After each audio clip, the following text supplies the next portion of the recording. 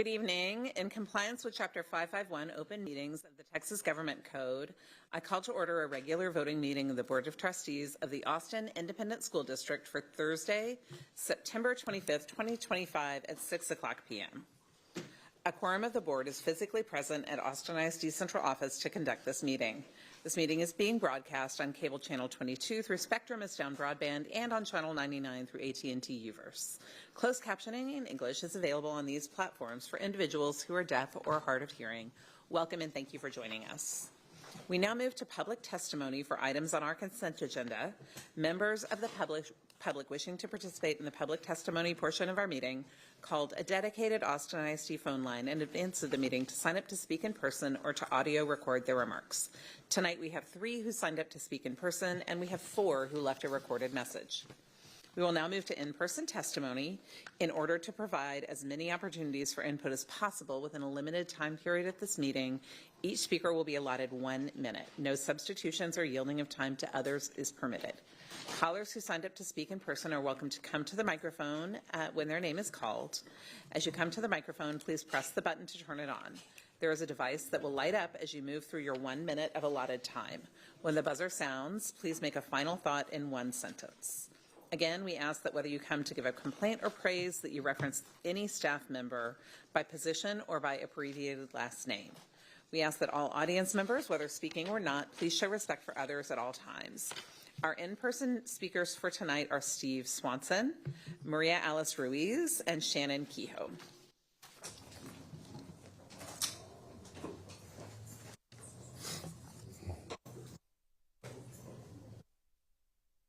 Am I on?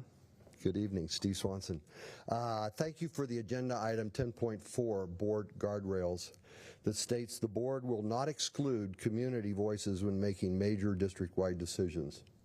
Our school planning experiences reveal the urgent need for authentic community-based planning as provided for in the Texas Education Code.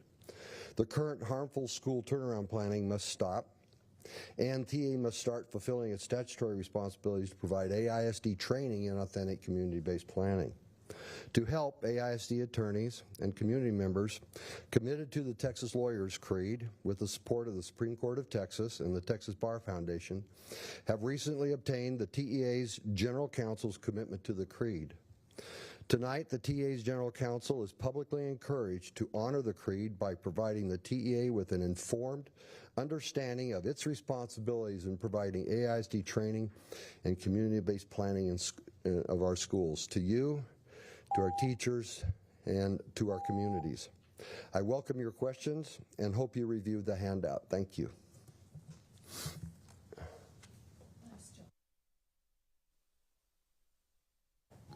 Thank you. Our next speaker who signed up to speak is Maria Alice Ruiz. Thank you.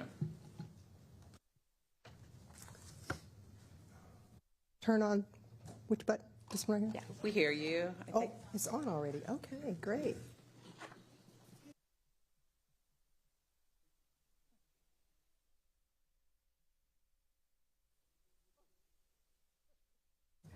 There it is. Good evening, Superintendent Matthias and esteemed Board of Trustee members.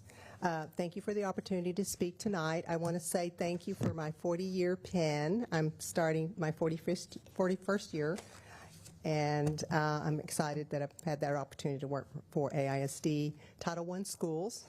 I serve as the dyslexia interventionist at Sanchez Elementary School, and I obtained an additional certification to continue with services for our children at Sanchez Elementary School. I would like to address the AISD 2025 assessment results that's based on the state's, in my opinion, flawed accountability system. Which brings me to the turnaround plan, which he spoke about, inclusive of our student population. As you review our plan, our top plan, I ask or I urge you, each of you, to consider significant causal factors that we've been faced with. Oh my goodness. So I will provide you a list of those factors, and I want you to think about this question: what is best for our students? That we retain our certified teachers and continue providing services to our current Sanchez population, our student population, and that we get the support that you've outlined in some of these plans, just like they will in the future, but we should have had received in the past because of our causal factors. In closing, I want to thank you for the opportunity for allowing us to speak on behalf of our parents and children, families, community that are not able to be here because of extenuating circumstances. And do I have 3 seconds left? 3, yes. Thank you. We appreciate you So being here. I'll provide you this information. Thank you. Okay, I appreciate that. it. Thank you. Thank you so much. It's my 46th year, actually. Oh, thank you. That's excellent. Thank you so much for that, for being here and being here. Last is Shannon Kehoe. Shannon with us? All right, we'll listen to our recorded calls next, and if Shannon comes before we move on with our meeting, we'll stop and listen to Shannon as well.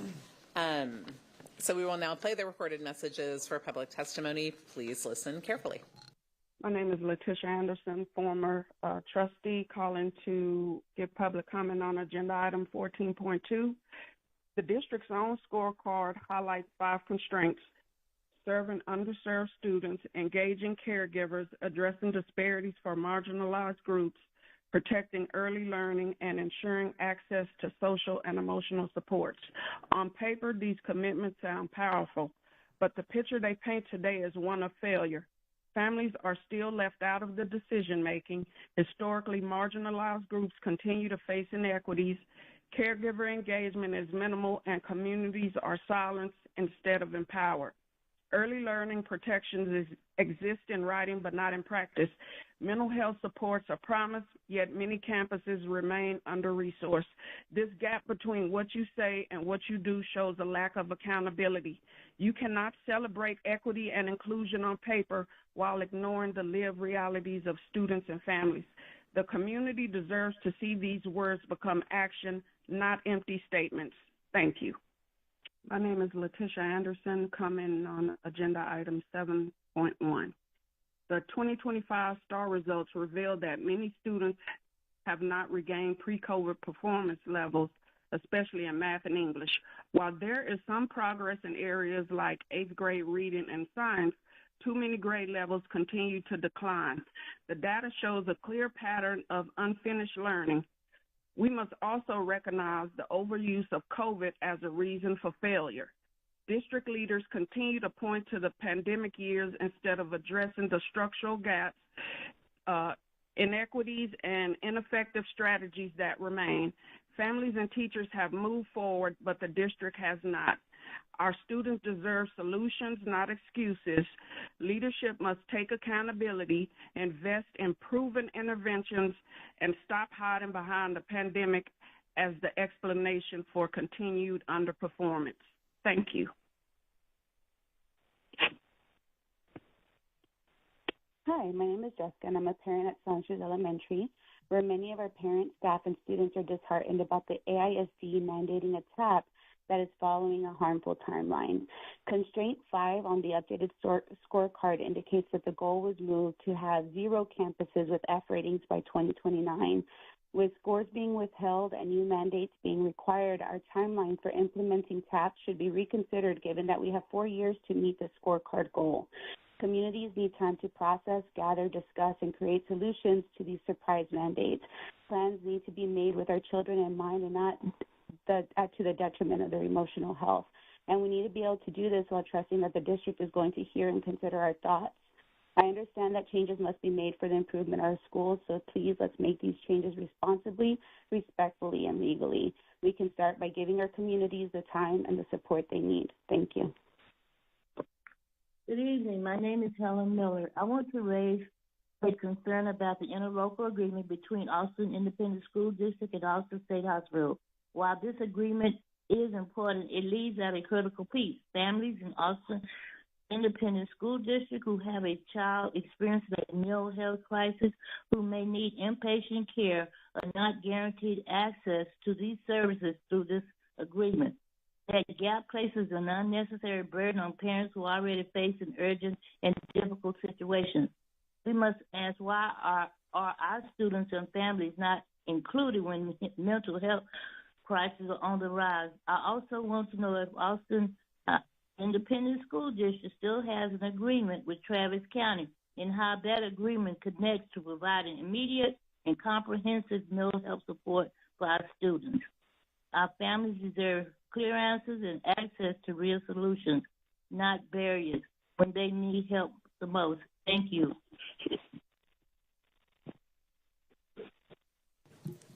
Thank you. Has Shannon Kehoe come? That's the other person who has signed up to speak in person. All right, thank you. That concludes our public testimony. Trustees, are there any questions or clarifications?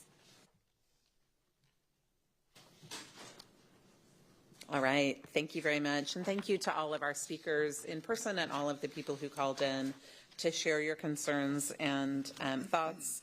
As a reminder, please feel free to share any general comments or questions on items with the board by email at trustees@austinisd.org. Next up is a president's report. I want to take a moment to recognize that we are in National Hispanic Heritage Month, which began on Monday, September 15th and runs through October 15th. This is a time to honor the histories, cultures, and incredible contributions of Hispanic Americans to our nation. Here in Austin ISD, this month holds a special significance. Our district is a vibrant tapestry woven with the threads of many cultures, and our Hispanic students, staff, and families are a huge part of who we are and what we do. I invite everyone to join us in celebrating the rich heritage that makes Austin ISD so strong.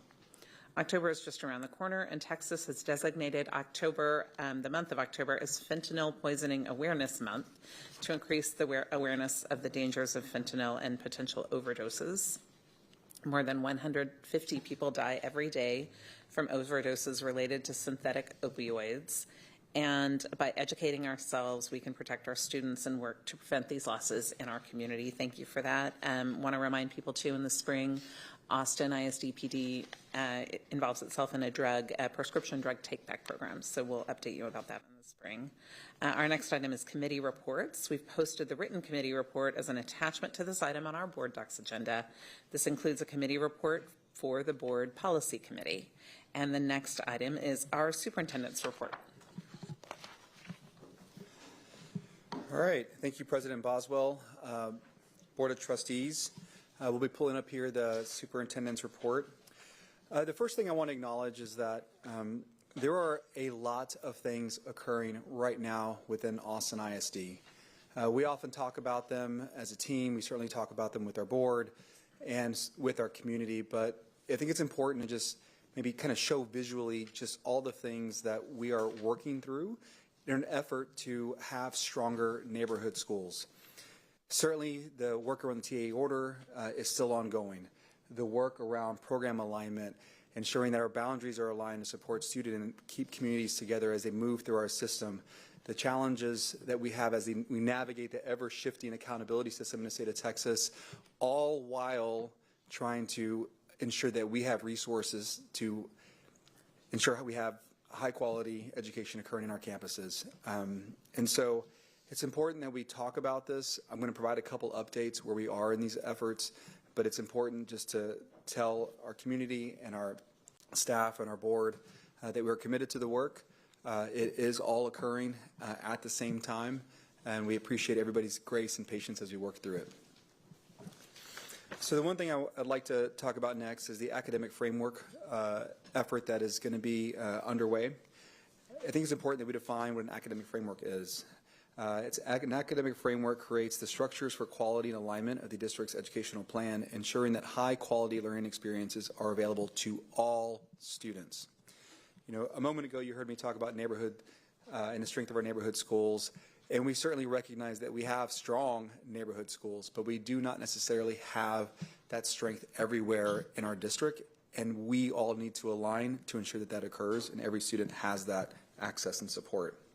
And so as we move the work forward, there are a couple things that I want to point our community to and our board, and that's work around some of the deliverables that you'll see in November as we move towards some votes in late November and certainly as we move into the spring semester. First is the academic foundation. We'll be identifying and building out our guiding principles, guiding vision, baseline academic program. Dr. Maxwell will be supporting and leading much of that work alongside the team, myself, and others.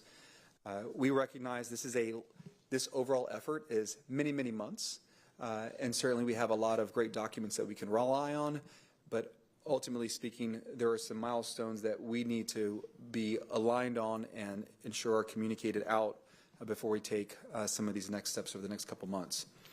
The academic framework development process is a deliverable that will also be included in upcoming meetings.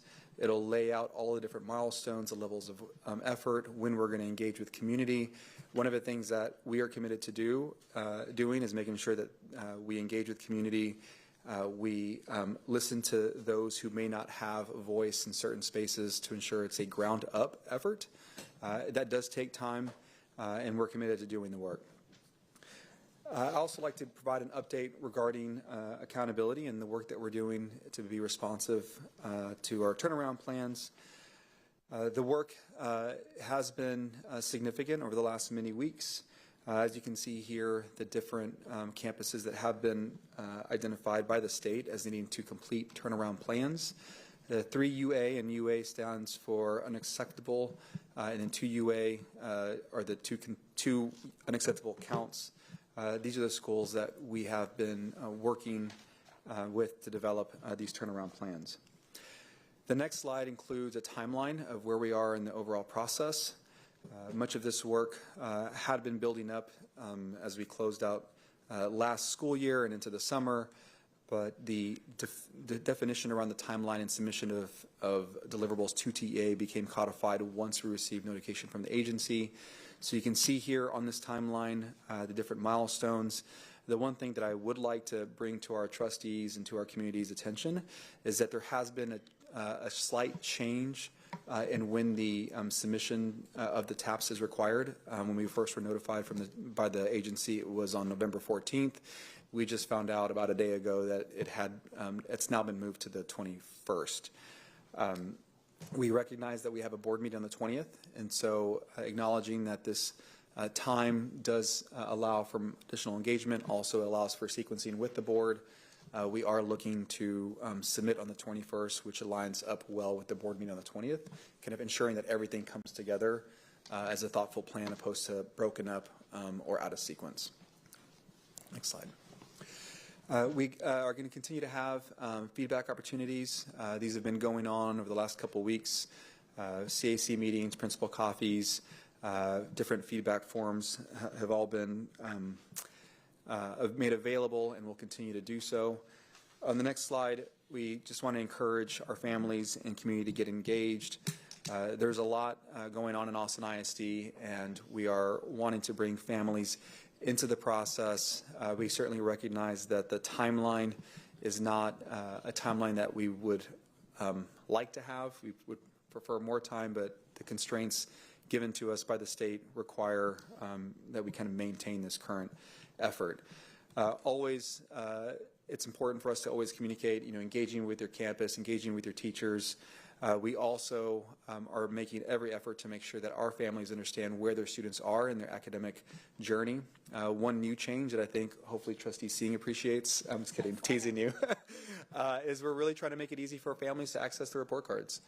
We've heard over the last 2 years, that accessing the portal, which is a challenge for me, and I have 2 daughters in the system, is challenging, it's difficult. So one new change that I hope our families have already seen in a progress report that came through not too long ago was just simple access from your phone. So you can receive it, click on a button, and it actually pops up. It is very easy, doesn't require portal access. I want to thank the team, certainly Ali Galaducci and Oscar Rodriguez for doing that. It's really, it gives us the ability to ensure that our families have easier access to information around their students' progress, but also acknowledges that everybody accesses information differently, and it's been a challenge for us in the past, and this is, I think, a good balance given the kind of cost constraints that we have as an organization. So just wanted to bring that to everybody's attention. Really excited about the work that we're able to accomplish. As we move forward, Also want to provide an update regarding the work around school consolidations, boundary changes, feeder pattern alignment, and program changes. As I've said before, this is all an effort to evolve the organization to get to a place where we have a balanced budget, multi-year, but are protecting the quality of education in Austin ISD. And most importantly, we're doing it in alignment with our values. So there'll be opportunities to reduce costs. We're going to be working to ensure that we have a clear understanding of what the programs will be at and what our families can expect at every elementary school, middle school, and high school, what services and what supports will be there, and also do what we can to ensure that families, as they move through our system, are not broken up, and that will really kind of lean into who we are as an organization. We know that the breaking up of communities is something that has been a challenge for us as an organization with the gerrymandering that we've had with boundaries for decades. And so we do view this as an opportunity to correct a lot of things that have occurred over the last 140 years. And again, what's most important here is we've got to do this while ensuring alignment with our values and not sacrificing any of those along the way. So if we don't take this on, there are lots of things that I get asked about what could happen. And some of these are scary, and I certainly acknowledge that. But for us as an organization, ensuring financial solvency and our ability to make payroll and having cash on hand is critically important. Every budget process we've gone through, as Katrina is the CFO, we've really been intentional about showing how the cash that we have, the income of revenue from our tax revenue, and then the cash outlays by way of recapture or other expenditures really is tenuous. And any time that we eat into our fund balance, it introduces risk. Certainly also want to recognize that if we don't take action now, as costs for education continue to rise, it'll make future decisions even more disruptive. We also don't want to shy away from the fact that if we don't do this, we will lose the ability to do it in a way that meets our values and how we would want to do it. And if we don't do it, then someone else, most notably the state, could do it. And so there are lots of elements to this. We often talk about the timeline, given where we are in the process and wanting to get to a vote in November. One of the things I say often is that our families need time to plan. And that time is critically important in the spring semester as we look at changes in the 26-27 school year. And certainly the disruption to the enrollment system, the opportunity for students to go through course selection, all of that starts in November. So in an effort to maintain continuity in our family's experience and to support transitions, we strongly feel that this time and this timeline is adequate. But certainly recognize that it does also feel very constrained, and there is a lot of pressure at the moment. So one quick, if you go to the next slide, one thing that I think is often just useful to kind of bring back is just where we are as an organization.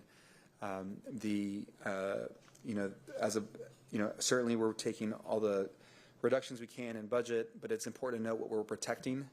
Over the last year, we as an organization in collaboration with the board have said we are going to protect planning time. We are going to protect and ensure that our focus on librarians, support of librarians is maintained. We are going to also ensure that we compensate staff to the best of our abilities. These things we have committed to, but in exchange for that, we have to make difficult decisions. And this graphic here is a little dated, but I think it's worth kind of bringing back, showing if we don't continue to make decisions, the disruption will only increase. As we move to the next slide, just wanted to kind of reinforce where we are in the roadmap. We introduced this in the spring. We are still continuing to hit our milestones as committed. The team has been working very hard, lots of meetings, lots of engagement, and we are in the process of building out transition frameworks, working to make sure that we can support staff through any transition, making sure that we have homes in Austin ISD for those who choose to stay with us in the event that there is a transition. There's a lot of thoughtful work occurring but it is very, very difficult. As we move to the next slide, just a reminder of where we are in the process. We had kind of the data component of it that really kind of came to conclusion in the late summer.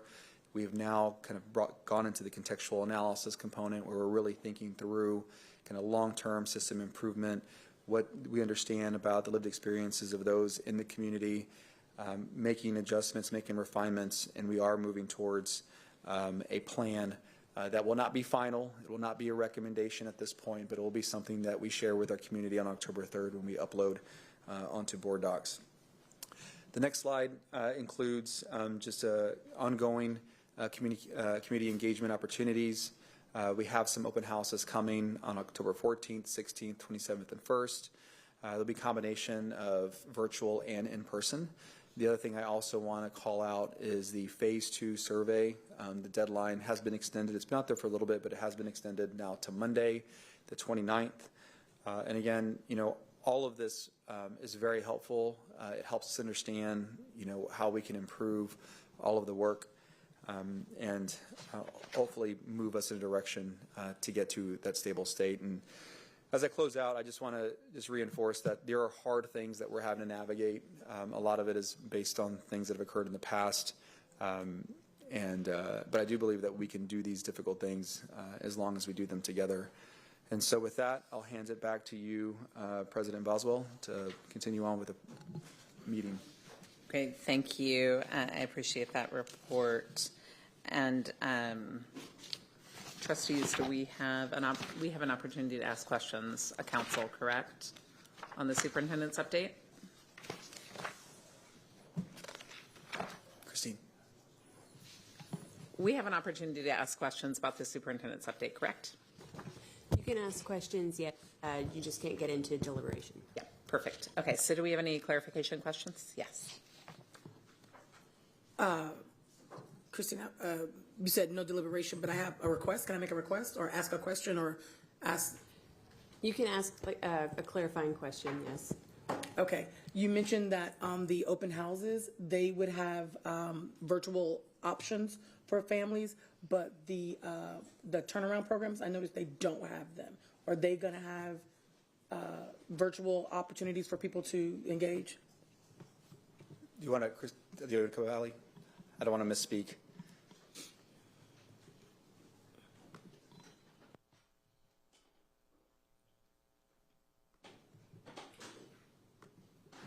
So I believe the plan, good evening everyone, Ali Galadici, Senior Executive Director of Communications and Engagement. So the plan is for 3 of them to be virtual. We'll do one that's focused on north, roughly north of the river, one that's focused on south, and then we'll have 2 more that are kind of, we're calling them the mega meetings, where we're going to start talking about north for the first, for the turnarounds. But she asked if they were going to be, the consolidation will be virtual or in person, right? Not the consolidation, the TAPs. So the TAP meetings have just concluded. Yes, I know. I think I'll have to have a conversation with the superintendent. I know that everybody worked at their capacity, but I know that we still have a need for some continued communication around those turnaround plans. But as far as the consolidation, appreciate it. Thank you. And moving forward for the TAPs, there will be opportunities at the Campus Advisory Council meeting, principal coffees, staff meetings, and those things moving forth. So it's not just this one and done opportunity. But this week I had 2 schools at the same time, which didn't matter because I was teaching, but I could have logged in and engaged in some sort of way with each one of those, but there was no way I could get from Pecan Springs to Oak Springs to do anything. Right. It was the time constraint, like you said, of having to double up meetings. We literally had to have 2 every evening in order to get them all done this week. But again, we do recognize the importance of having in-person opportunities. And so we'll do those again through coffees. Most of our principals do offer a hybrid model for their coffees so that you can participate virtually and then they have a group in person as well. Okay. And yeah, so we are being responsive to, to the needs of the community while trying to work within our capacity of the team. Thank you. Thank you. Any additional clarifying questions? Trustee Singh. Thank you. I really appreciate all the work that you all are doing. So just thank you. It's a heavy lift. If you don't mind bringing up that slide that had the baseline academic program and the other things that were listed in the framework.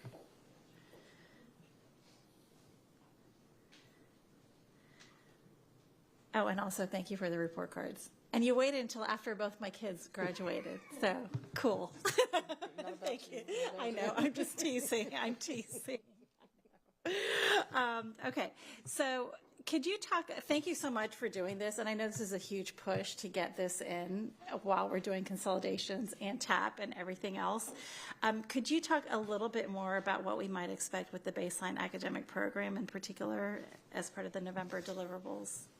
Yeah, so I'll start, and then Dr. Max. Yeah, and real brief. It doesn't have to be like super deep, but. Do you want to? Yeah. So two things, right? So it is something that we've been wanting to do and have been committed to doing for quite a while. The challenge that we've had is that we recognize that community involvement is necessary to get to where we want to be as far as a built out, very thoughtful, deliberate framework, strategic plan for AISD. Over the last year, because of what we've been going through, it's been difficult to introduce it, but we certainly recognize that there is a need to get certain things established before we go too far along to ensure alignment with the votes that will be coming in over the next month and a half. So what you're going to see, so the academic, there's two things, academic framework development process, again, it's about an 18-month process, perhaps a little bit shorter. There are 3 phases within it. They're still in draft form. We're going to be working with Dr. Maxwell and the team to lay out each of those milestones so that our trustees in our community will see when we're going to go to community. You'll see when we're going to go to campuses and how that's ultimately going to find its way into the work, what revisions to policy need to occur, et cetera. The academic foundation, and this is something that we actually struggle to find a word for because there are lots that can be interpretation can be very, very different for different people. And so what we're wanting to do is what is our expectation when it comes to the core components of AISD? Not only from a kind of attitude or like things that we want our students to learn and feel and grow into as they move through the system, but also what our expectation around literacy? Fundamentally, what do we believe in? Have it be very, very clear, and then communicate how that finds its way into the work. And so one of the things that we're working through right now and hasn't been finalized is can you organize it to the 3 kind of largest components of the scorecard and then kind of build out. We're working to kind of establish that, but it will be a document that establishes kind of like either the base minimum programs, the clear expectations, and then where appropriate, kind of curriculum or programmatic alignment. I don't know anything else you want to add to it. Yeah, and I want to be really clear, it is really meant to be a foundational document. I think that there's lots of things that we have done together over the last 2 years, or even before that I think will ensure that we're in we have a good starting point, whether it's the work we did around the LRP, the work we did around the equity assessment, the things that y'all learned as y'all hired a superintendent, like all of those things kind of are aligned. We just need to bring them all together with input and kind of create this like starting point to ensure alignment, and then we'll build it all the way out.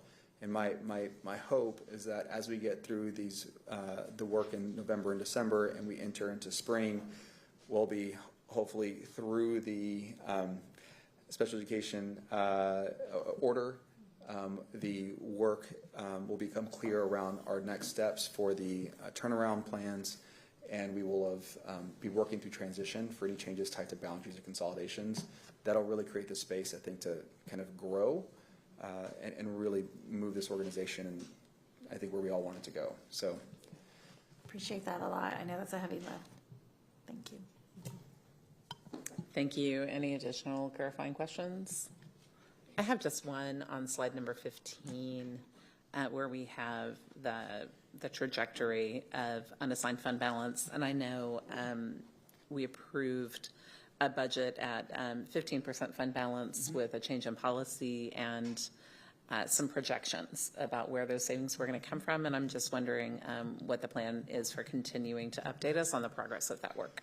Yeah, so in the June 26th board meeting, we approved the budget, and we talked about coming back. We are working through to make sure we have either the budget updates or provide updates on any reductions in cost. There's something else that we also want to communicate is where we actually ended up. You know, on June 26th, we actually hadn't closed out June financials. So there are a couple different data points that we want to update the board with. Katrina and I think, have identified when it's going to occur. It hasn't been codified, but I would say probably, certainly I think before the November vote, there'll be an update where we can share where we are and any future cuts that maybe were not taken or were taken or expect to be taken. And then we also have a budget amendment, I think, coming back October. And so that'll be part of that conversation as well. Thank you. And I'd love to make time for maybe a conversation with that budget amendment, just to be sure we understand, since we are really, we have some targets we're working to hit. That would be really helpful. Yeah. Thank you. And I had a question, you know, with the TEA punishment plans are given to campuses. They're very, very narrow what the district can do. What choices can we give families? How can we meaningfully include them and, you know, not tell them what's going to happen? There has to be, you know, even though the options are very, very limited, you know, how are we listening to what families need, and how can we include them in having some choice and some say of what's happening with their child next year? Yeah, no, appreciate that, Trustee Willie Chu, and that's, you're right. You know, the system is designed to have fewer and fewer options the further you progress down the accountability or the string of unacceptable accountability ratings. And so for us, as an organization, we've had these conversations. We have not been able to support or kind of reinforce some of the options that would be available if a school was at 2 years versus 3. And one of the things that's been somewhat confusing is that we're actually tackling 2-year and 3-year at the same time. And so as we move forward, what we're intending to do is to provide a framework for those that we know will be likely supported by the agency. Also acknowledging that what we hear from community will help inform kind of out of the few options we have, which one likely will be the path forward, while we're also taking on consolidations, boundary changes, and program movement. And so these meetings that we've had with our principals have been very helpful. They're helping inform our draft turnaround plans. They're going to begin to be drafted this week into next week and the following week.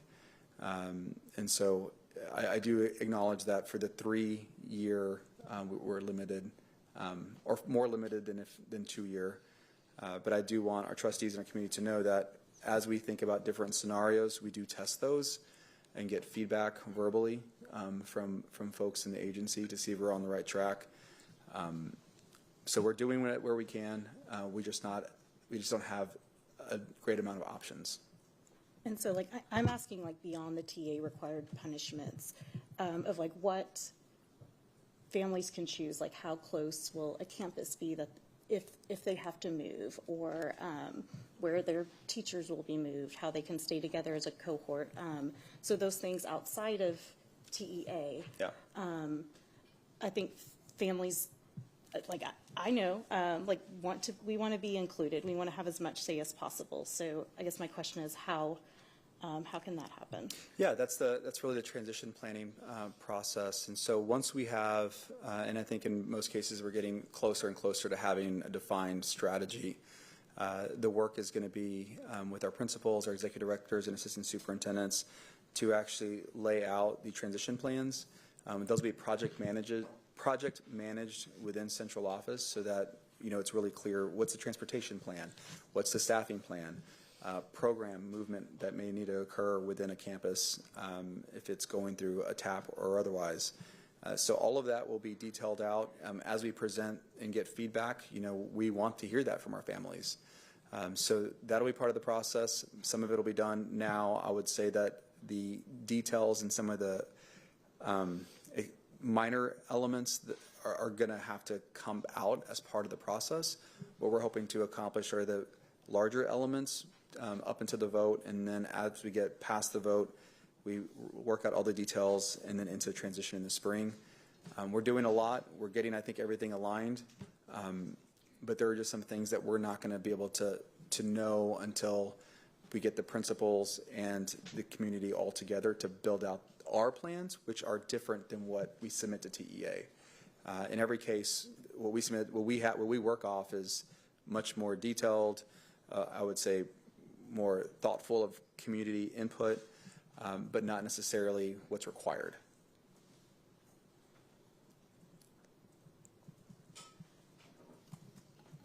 Good. Okay. Any additional clarification? Okay. Thank you. And thank you for the report. Next, we're moving into an agenda preview for an October 9th voting item. That's a voting item that's going to happen at our October 9th information session. We're adding a voting item because we have a deadline to meet by October 14th. The board will be voting on a resolution to nominate candidates to serve on the Travis Central Appraisal District Board of Directors for a 4-year term beginning on January 1st, 2026. And our nomination by resolution is due to TCAD by October 14th. We are accepting applications through September 30th, 2025. And I believe, as last time, the officers will meet together and come up with a recommendation for the board. And there's a new system for doing that where points and opportunities to nominate are allocated based on a system of points based on the tax base of each group. Are there any questions on this item? All right, thank you. I really hope that people in our community will serve. And to clarify, Josh isn't here. Maybe our attorneys can help. Oh, yes. People who are employees of the district are not allowed to apply under Texas law. Is that correct? That is correct. Okay, so I want to be sure. We had some very qualified staff members apply last time, and we had to reject those applications. We couldn't consider them, and I don't want anyone to be spending their time applying for something that we have to say no to outright. So thank you for anyone who's interested who works for the district, but we don't want you wasting your time. So thank you. I appreciate that. Any questions about that? All right, thank you. We're going to move on to scorecard, student achievement, and scorecard goals. Mr. Segura, can you please introduce this item? Yes, President Boswell. Joining me, I have Joshua Jun, Executive Director of Governance, Accountability, and Board Services, and Dylan Feenan, Director of Campus and District Accountability, to present on the Austin ISD 2025 State Assessment results. All right, good evening, President Boswell, Superintendent Segura, Board of Trustees. This evening, we will be presenting on the STAR results from the 24-25 school year. We will not be covering the accountability information, as that will be a part of the TAPER annual report presented in February. On this slide, you'll see our spring 2025 assessment calendar. You'll notice that we first test reading, language, arts, and then science and social studies, and then math, both for elementary and the middle and high school levels. For STAR 3 through 8, reading, language, arts, and math are administered for all the grades from grades 3 through 8, while science is administered for students in grades 5 and 8 only, and social studies is administered for 8th grade only. And STAR Spanish is available for students in grades 3 through 5. This slide shows us the recent STAR administration history. In the 2019-2020 school year, STAR was not administered because of the COVID-19 pandemic. In the following 2 school years, we saw a drop in participation because of the public health situation. And ahead of the 2022-23 school year, the STAR underwent a major redesign. Some notable changes in the administration of STAR 2.0 included all students being expected to test online and receive accommodations in the online testing platform. There were new question types, including new non-multiple choice questions, Assessments that included cross-curricular passages that aligns to Texas essential knowledge and skills for other subject areas, and evidence-based writing and RLA assessments, which was a shift from essay responses for a standalone prompt to writing a response based on a reading passage scored on a new 5-point rubric. Good evening. Now we're going to jump into looking at the actual results. We're going to start by looking at 2025 STAR 3 through 8 results, and we're going to start looking at reading STAR 3 through 8. In this graph, we're looking at reading results for grades 3 through 8 combined. When we compare 24 to 25, we see an increase in meets and above and a decrease in the percentage of students that did not meet. When we look at results for middle school English 1 EOC, taken in 8th grade, we see a significant increase in mastery when we compare 24 to 25. Here we're looking at STAR reading results in grades 3 through 8, broken up by grade level. We see a steady increase in did not meet in 5th grade reading results over time, a steady increase in meets and above in 6th grade reading results over time, and from 24 to 25, there was an increase in the percentage of students that meets and above in 8th grade. Now we're going to shift and take a look at math. Once again, we're looking at math 3 through 8 results combined longitudinally over time. In this graph, we see stabilization in STAR 3 through 8 math results after significant decrease in 2024. And we see a slight increase in mastery in 25. When we jump into middle school Algebra 1 results, we see that they've been relatively consistent over time, and we still haven't rebounded to our post-COVID performance levels. Here we're taking a look at math results broken up by grade level. Between 24 and 25, we see an increase in performance at meets and above in grades 3 and 8, with greater growth in grade 8. We have seen a steady decline in math performance in grades 3, 5, and 7 over time, and grade 6 shows no clear trend. When we look at Science 5 and 8 results, we saw an increase in overall performance this past year after 3 years of continuous decline. When we look at Science 5 and 8 separately, 5th grade performance seems to have stabilized, and we saw a slight increase in performance overall, while in 8th grade we saw a more significant increase in performance at all performance levels. When we look at Social Studies STAR 8, we see a slight increase in masters, no significant change in performance since 2022 though, overall.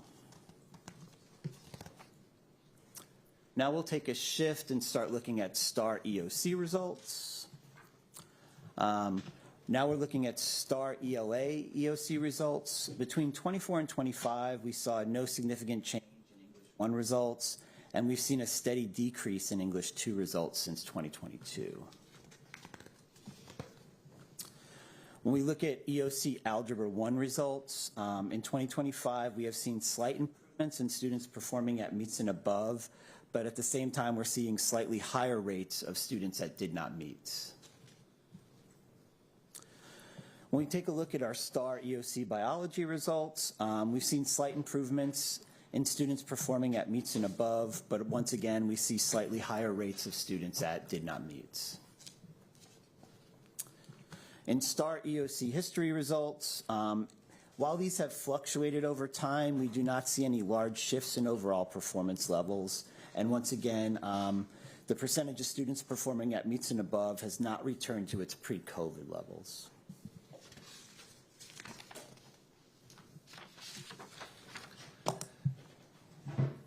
On the top chart here, you will see the breakdown of student performance on the STAR 3 through 8, disaggregated by their economically disadvantaged status. And the same for STAR EOCs on the bottom chart. For STAR 3 through 8, 23% of students who are economically disadvantaged achieved meets grade level or better, while 72% of students who are not economically disadvantaged achieved meets grade level or better. And for STAR EOC, 33% of students who are economically disadvantaged achieved meets grade level or better, while 83% of students who are not economically disadvantaged achieved meets grade level or better. Data shows significant disparity in achievement between our economically disadvantaged students and their peers. This has been top of mind for us, and this is why the superintendent worked to develop and implement the Support and Resource Index to prioritize supporting campuses with the highest needs, including staffing instructional coaches and content interventionists at those campuses. We recognize that there is a lot of work to be done here to bridge the gap and to ensure every student, regardless of their background, has the support and resources they need to succeed. Supporting our students who are economically disadvantaged will continue to be a focus for us as we move forward. And at this time, we're available to answer any questions. Thank you. I appreciate all of this. Thank you. I appreciate all of this information very much.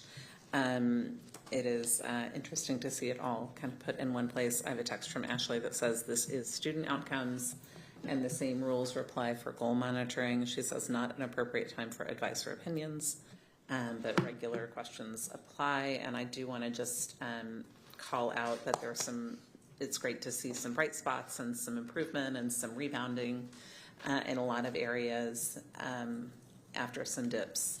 So that is exciting to see, and I know we've been talking about kind of investments making a difference, and it is nice to see that progress, especially for our students who are mastering and for does not meets going down, where we're seeing that in a lot of different places. So thank you for that. Trustees, do we have questions?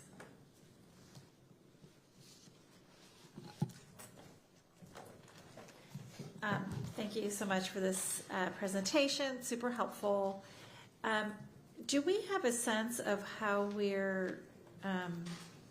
how the state overall has been doing? Like, are we following patterns similar to the state? Because I know the state has, they showed some improvements in reading overall and some decline, maybe declines in math. And so just wanted to get a little bit, and by the way, President Boswell, can we ask these practical, clarifying questions, or do they have to be LSG approved? I don't have an answer to that. I'll see if I can get one. Okay. Well. So, I guess I'll answer. So there have been certainly some areas where we have not kept up with the state, and there are areas where we've beat the state. Mm-hmm. Breaking it down group by group, I don't necessarily recall kind of where that was the case, but I will say that it goes both ways. And so I can provide another supplemental report, or I don't know, Dylan, if you want to speak to a couple of the things that you've observed, that would be fine. I suspect that's an okay question to respond to. Okay. Apparently it was. Okay. Okay. Yeah, we're underperforming the state when it comes to our students with the label of economically disadvantaged. We tend to be on par or higher than the state when we look at our percentage of students at mastery, and that would vary by subject. And we tend to be on par with the state when we're looking at meets and above, so that's meets and mastery combined. But our failure rates overall, when we're looking at combined results, tend to be higher than the state, and that's driven by the performance of our students that have a label of economically disadvantaged in most cases. Not all, I appreciate that. We do, and I appreciate, Josh, you're sending some of the underlying tool for this. And there are some interesting results. And I want to make sure I'm interpreting this correctly, but it looks like actually, I'm just going to hold my tongue because I'm not sure I'm interpreting this correctly, but I would really be interested in having a more detailed analysis by student group, and maybe we can wait until the taper comes out. That usually comes out in October, right? December. Or yeah. December. Okay, November, December. Then I'll just wait till that comes out to do my other questions. So thank you. Thank you. Additional questions? Trustee Quintana. Thank you. Given what we know about these scores now and the disparities in between certain student groups, how are we going to speed up the process? I know we've had a lot of conversations about instructional coaches and content interventionists. But aside from that, do we have anything else? Yeah, so I would say that making sure that this organization supports historically underserved student groups, one of the largest of which is students that are identified as economically disadvantaged, is like my core like purpose for being in this role. What I would say is, given the number of students that we have, roughly I think 56%, depending 55%, depending on kind of what we get, but it's really where we're about 45, 55. There's been a lot that's been going and being put in place. I would say right now it's about fidelity of implementation in these areas. So I would say the first one being is, one big one is MTSS, multi-tier systems of support. So over the last year, we've been steadfast in ensuring that we have a system that truly tells us where our students are. Are they on grade level? Are they not? Do they need interventions? If so, how do we have the resources in place, whether it's an educator with the right curriculum to leverage or a content interventionist coming in to do a small group? Where is that gap? And so I would say that in 24, 25, we were just getting started, because really in 23, 24 is when that system came in. It took root, I think, say most notably in the early grades, and now we're expanding it into secondary quite significantly. So that is a big area of focus for us. So that's one. So I do expect this year to be a significant movement in that area, which will help much of this. The other thing I would say is our curriculum is finally, I think, becoming more aligned to ensure that our students who've been most historically underserved, maybe even have high mobility rates, aren't impacted because we are not providing the resources to our campuses or to our teachers. So that's big number two. I think the SRI, this support resource index, is something that we produced in 23-24. Yes, last year we introduced it. It was brought into the system, and just to provide an overview of what this is, every single school has an SRI index rating, and we organize it by band. If you're in band 1, you are a school that has a high number of students who have historically been underserved. And what that means is that the resources we deploy, how we level, how we hire, how we allocate additional funds are all prioritized in that way. And we've seen that actually be reflected in just how we've hired. Like the way that we started this year, I was talking to principals just today and yesterday. They were able to hire and staff, weeks, if not months before they had previously. So all of these things are contributing. I would say right now the focus is making sure we have the resources to continue and actually reinforce things that are not being done with fidelity, which is why the just-in-time professional development is a big area of focus. It's why we need to find resources, honestly, to continue the work. So I would say those are the three big things that I would say were introduced in 24, 25, but really with what we're doing now, the fidelity component is really what you're going to see move the needle. And I expect that to be the case. I mean, in 2023, we had 30 Fs. In 2024, we had 29. In 2025, we have 23. And I will expect that to continue to come down. And what we're keeping a really close eye on are those schools who've been historically underserved to make sure they get what they need to be successful. So those are the things I would say. Thank you. Additional questions? Trustee Hunter. Sorry. If we can go to slide 13.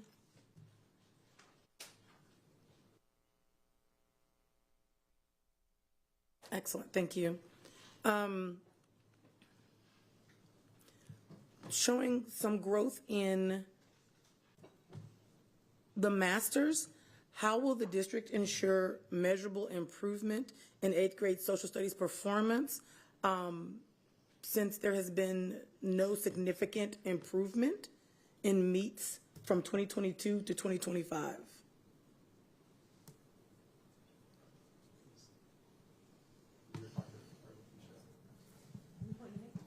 Let's say you're at least, or Dr. Wilson would probably be that. Process-wise. We're all right next to each other. Do you want me to repeat the question, or? No, it's okay. I was listening.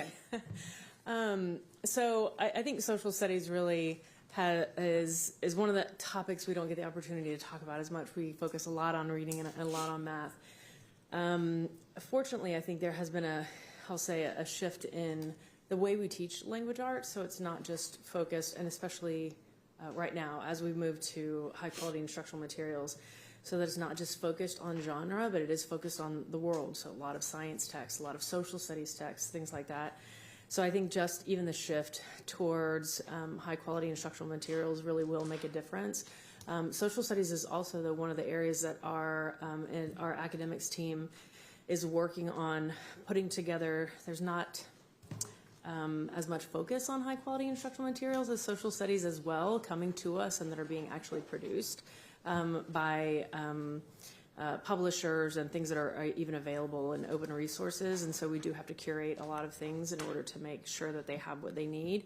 But our academics team has been working on providing some really structured supports and lessons in social studies so that they have a curriculum that guides them or resources that they can use and a curriculum that actually guides them and some lessons that guide them in using it. So that's definitely been a structure that's put in place, but I think it's really kind of just the big picture of not always leaving social studies and learning about the world to the social studies classroom, but that it's integrated, and we're using those opportunities to do it. Okay. You mentioned HQIM, small HQIM. So we don't think that the other one, people freak out when I say the other one. But small HQIM. And the question I have here is, we talked about that we don't have them, that we're having to curate it. So that's kind of like what is. And so my question is, how are we going to address this gap?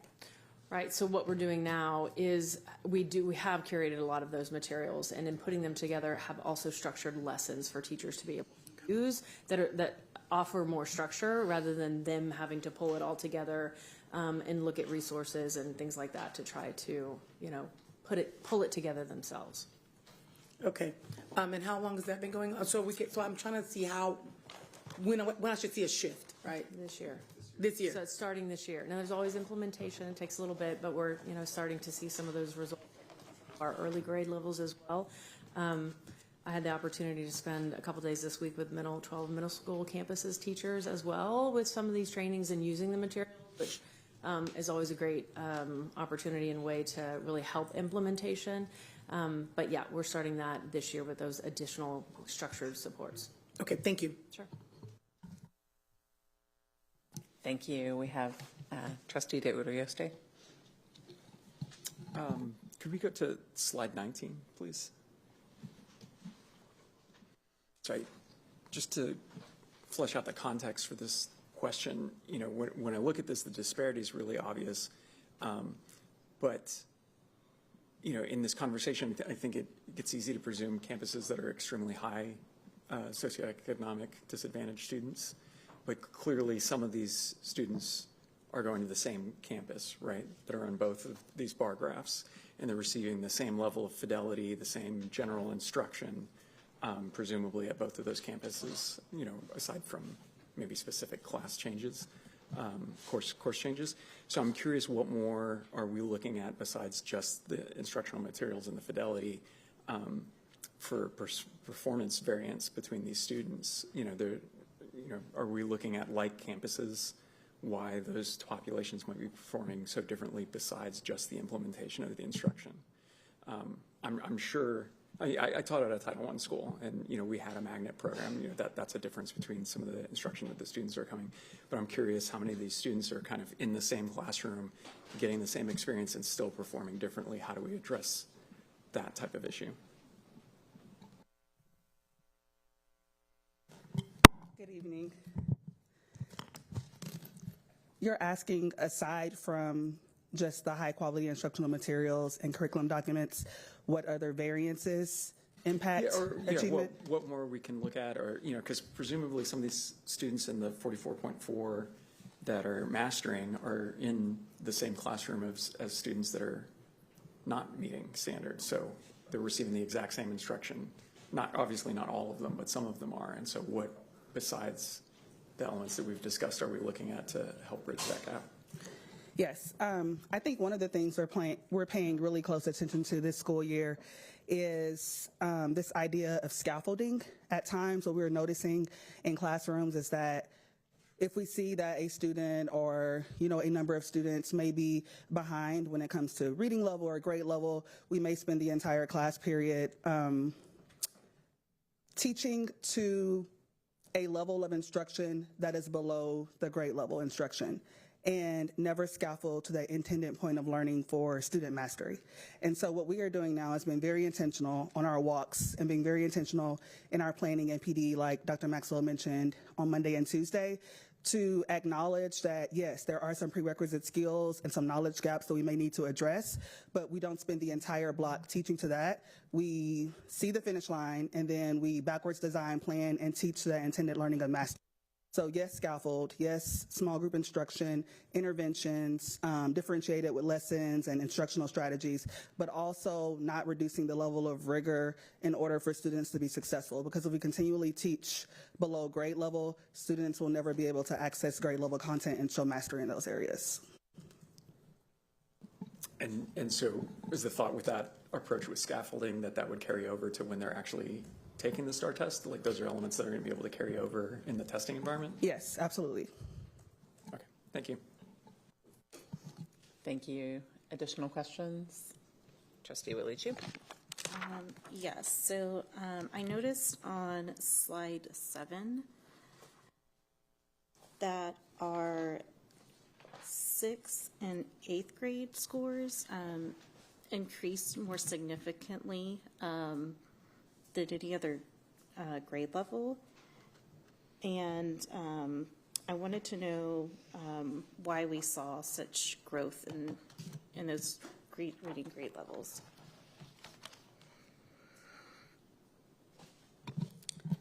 I will start, and Dr. Maxwell will tag team me if I'm not hitting the mark. What I will say historically, and this is not just in our district, but across the state, and I would argue across the country as well, 7th grade is a very particular grade. And it's hard to staff teachers in 7th grade. It's an interesting time of year with students.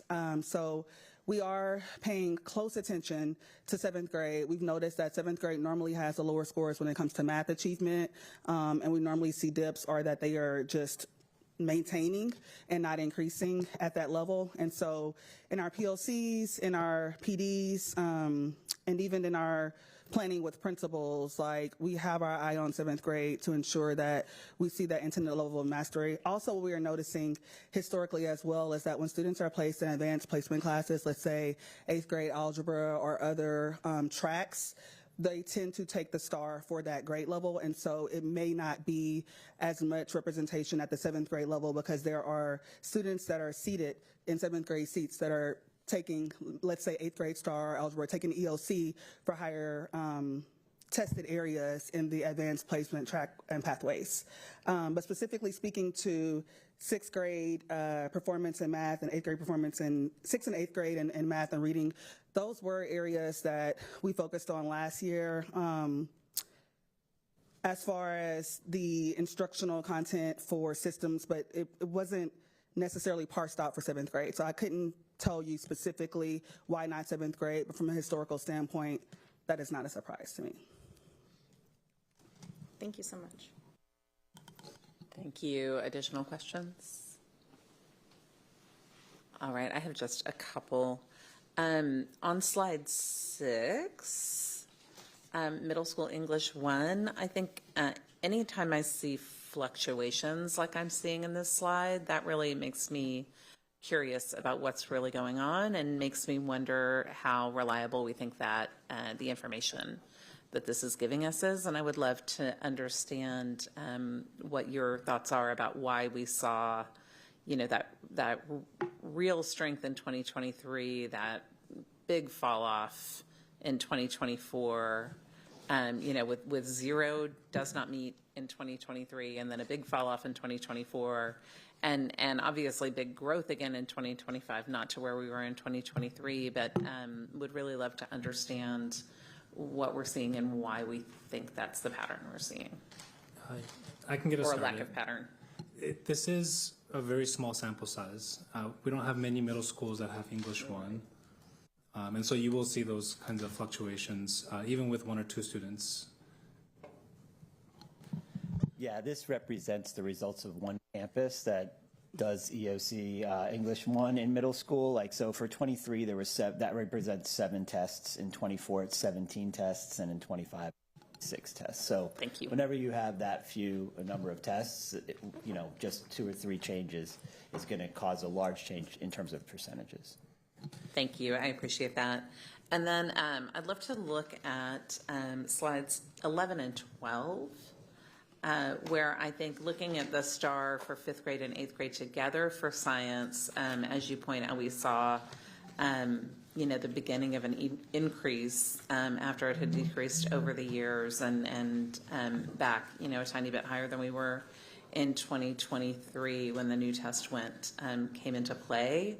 And then I think when you look at slide 12, you really see most of that growth was with our 8th graders. And would really love to understand kind of what you think we're seeing, especially in that 5th grade science, and especially in a community where, as we're looking ahead for kids taking career and technical education, we know high quality certifications. There's, science as a big field in our community. Kind of what we're seeing and what we're doing to address that lower performance in science, especially in 5th grade. Thank you, Dr. Maxwell. Sure. Yeah, so 5th grade, of course, being the first year that science is tested, and I appreciate you explaining, the differences in the assessment over the last few years. There have been significant changes in the assessment and in the standards and the way that we teach the science standards. So in 5th grade, really what we started to do last year was it was actually first year of a new adopted resource for science instruction, and so we, McGraw-Hill, wrote curriculum guiding documents that really, again, supported teachers in the usage of those materials. And then we also have a team that works for creating all of our science kits for classrooms, and so they put together tens of thousands of science kits. I just want to plug that team right now. They are incredibly hardworking. They do an amazing job putting hands-on learning experiences together for students in the classroom. And we shipped those out very regularly last year, brought them back to our center, repackaged things, shipped the next ones out to go along with the units that went with our science adoption. I will say we do that in-house as a district because it is a fraction of the cost as what it would be to actually order all those materials from the publisher. And so it's just a service, saving service that we provide, but also just wanted to make sure that even though they're very expensive, we could find a way to do it and get those learning experiences out to campuses. So that's a big support that should always go with science. Also, we paid a lot of attention to whether or not science is being taught consistently and vertically through the classrooms. It's super easy to focus on literacy and math in the early grade levels, not as much on science and social studies, and it's really critical to give them, these science kits are K-5, so it's really critical to give them those experiences as well. And then have increased some professional learning around science as well. It was an area of focus when we pulled administrators this summer at the Leadership Institute, and they actually got the hands-on experiences that are in the classroom, so they enjoyed that. They had a lot of fun with it. And then teachers got to do the same at the beginning of the year. So we didn't just train on math, we trained on STEM. So they had opportunities and hours to really dig into the resources, get lessons prepared, and also take a good look at what was coming up in the year. So again, not a thing that we get to talk about as much, but we're doing a lot of the same work to improve that in 5th grade. Thank you. I appreciate that. Any further questions? All right. Thank you all for this presentation. Thank you for the report.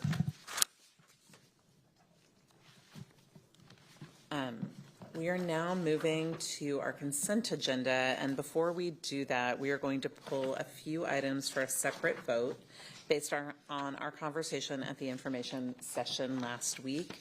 These are deliverables that we owe under our agreed order to bring everything into compliance so we can fully check off some things on our self-monitoring, our self-evaluation. It's item 10.3, approval of updates to the district scorecard and targets. 10.4, approval of updates to the board monitoring calendar. 10.5, approval of amendments to the board guardrails. 10.6, approval of amendments to the board handbook.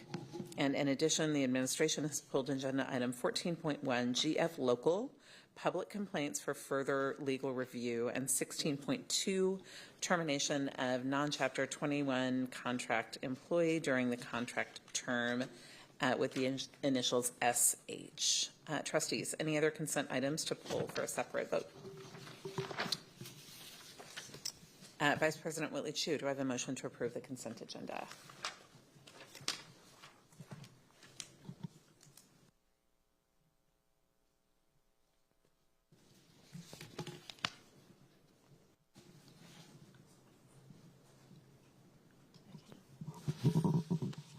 Yes, I move to approve item 8.1, items 9.1 through 9.3, items 10.1, 10.2, and items 10.6 through 10.11. And we're pulling 10.6, so it'll be 10.7. Thank you. Yeah, Items thank you. I'm 10 double point- checking while you read. Thank you. Items 10.7 through 10.11, items 11.1 through 11.4, items 12.1 through 12.3, item 13.1, item 14.1 and 14.2. Yeah, not 14.1, just We're gonna pull 14.1. Okay. Items 14.2. 17. And then we have items for separate vote, so those were good. Later. Okay. Thank you. All right, is there a second? Second. Thank you. Trustees, any discussion on these items? All right, having a motion to approve by Vice President Whitley Chu and a second by Trustee Quintana to approve agenda items 8.1, 9.1 through 9.3, 10.1 through 10.2, 10.7 through 10.11, 11.1 through 11.4, 12.1 through 12.3, item 13.1 and item 14.2. All those in favor, please raise your right hands.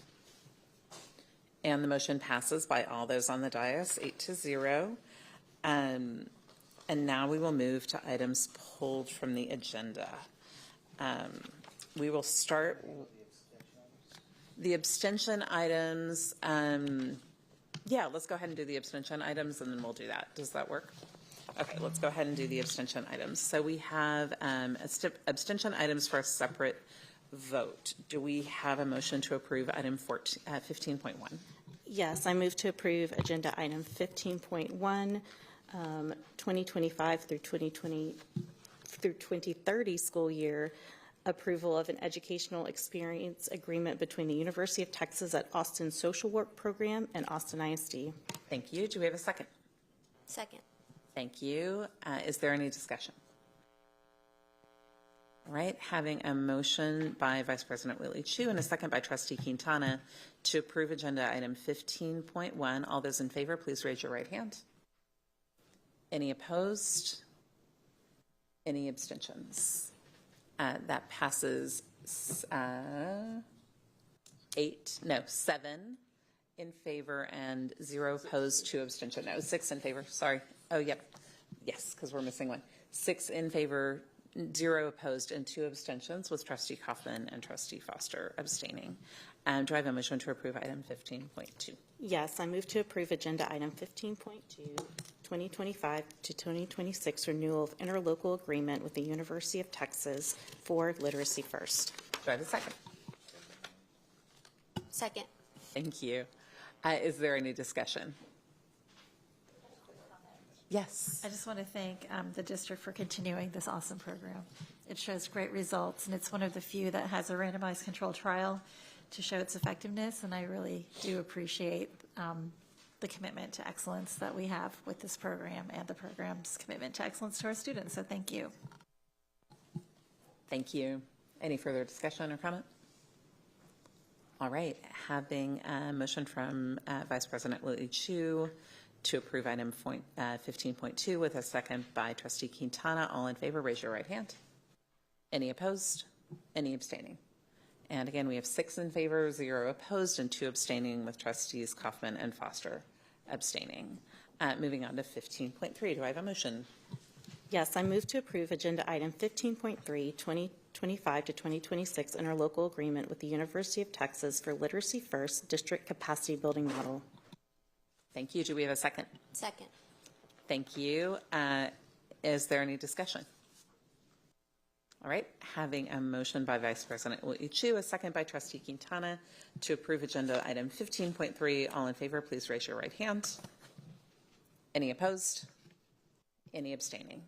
And again, we have 6 votes in favor, 2 abstentions, with Trustee Kaufman and Foster abstaining. Moving on to 15.4, Vice President Willie Chu. I move to approve Agenda Item 15.4, approval of an interlocal agreement between the University of Texas at Austin and Austin ISD for the On-Ramp program. Thank you. Second. Thank you. Any discussion? All right, having a motion by Vice President Willie Chu and a second by Trustee Quintana to approve item 15.4. All in favor, please raise your right hand. Any opposed? Any abstaining? And we have 6. Trustee Foster, are you abstaining? We have 6 in favor with 2 abstentions, with Trustee Foster and Trustee Kaufman again, to approve item 15.4. We can come back to our 16 items. Since those are for separate vote, we'll go back to our items under Section 10, Board Administration. And we will start with 10.3, the first item that has been pulled, approval of updates to our district scorecard and targets. Do I have a motion to approve 10.3? I move to approve item 10.3 by reducing the number of goals to 3 and striking goals 4 and 5, and by reducing the number of constraints to 1, striking constraints 1 through 4. Okay, do we have a second? Could you restate? Yes. I move to approve item 10.3 by reducing the number of goals to 3, striking goals 4 and 5, and by reducing the number of constraints to 1, striking constraints 1 through 4, and keeping constraint 5. Thank you. I second. Okay, trustees, any discussion? Trustee Kaufman. I appreciate the narrowing of the number of items to focus on through our constraints and our goals, but per our discussion last week, I am in favor of the proposed goals and constraints and GPMs that are in the posted agenda. So I would prefer not to strike goal number 4. I would prefer not to strike the constraints. President Boswell, could we ask folks to actually say what that constraint or goal relates to as they're saying it? So we're not talking just in numbers, certainly. So I will say go ahead. I say it in the context of what I would like to keep in it. Okay. So I would like to maintain goal number 4 related to middle school algebra because of the importance of our students continuing into I'd like to have that discussion at least. I understand there's pros and cons to keeping that. More importantly, on the constraints, I like the revised constraints that include constraint 1 on underserved students, specifically around special education evaluations and exclusionary discipline. The proposal here has taken out one of the constraint progress measures, that was previously in there, so it's reduced already to 2 under constraint number 1. Constraint number 2, I prefer keeping in there, which is under care. Okay, you know what? I strike my comment. I would just like to, there are certain constraints I would like to keep in here. I'm going to rephrase my comments and state them after other people have a chance to talk. Thank you. Additional comments? Can you go back to that question, though, about restating what they are all about? I didn't think the request was to go ahead and say what are all these that we're talking about keeping, and oh, sure. And I didn't do that. Yeah. So the motion is to keep our 3 required goals under Lone Star Governance. Goal 1 is 3rd grade literacy. Goal 2 is 3rd grade numeracy. And Goal 3 is college, career, military readiness. To strike Goal 4, which is middle school algebra. To strike Goal 5, which we already do not have. That was our seal of biliteracy, and we at our that is not on what's been put into board docs today. We had discussed already last week losing that one. And then on the superintendent constraints, the motion is to get rid of constraint 1 for underserved students, which is measured by special education evaluations, and whether we have outstanding pending special education evaluations that exceed required timelines, and also about exclusionary discipline across different demographic groups. Constraint number 2, to strike our caregiver engagement. That is developing a plan within the campus improvement plan based on dual capacity framework. Strike constraint constraint 3 for dual language, about a walkthrough and the language of instruction. Strike constraint 4 about early learning and developmentally inappropriate practices, and then keep constraint 5, which is accountability, about unacceptable ratings of 3 or more based on the current A through F accountability system. To keep number 5 and strike the rest of the constraints. And I'd like to, just as we're having this discussion, clarify that there was some confusion about the constraints and how they are counted under the Lone Star governance time that we are working with, and the 50% that our agreed order requires. And goals count as student outcomes time, constraints count as adult focus time. And so we cannot talk directly about that A through F accountability system and F ratings. That is considered adult focus time. To talk about that, and that was, we wanted to put it, the reason we had talked about putting it as a constraint was to have a regular cadence of monitoring, but that time does count, not a student outcomes focused time under the Lone Star governance system. So does that clarify where we are and what the motion is? And is there further? So I think Trustee Kaufman has expressed that he would like something different from the motion, and for algebra to remain, and some questions about the constraints. Do we have further discussion? All my specific, there are other pieces I would like to keep in there, but I'm retracting my specifics that I stated until such time as I hear from other trustees, and then I'll restate my opinion. Thank you. Trustee Singh? So for the goals, I think I agree with Trustee Kaufman.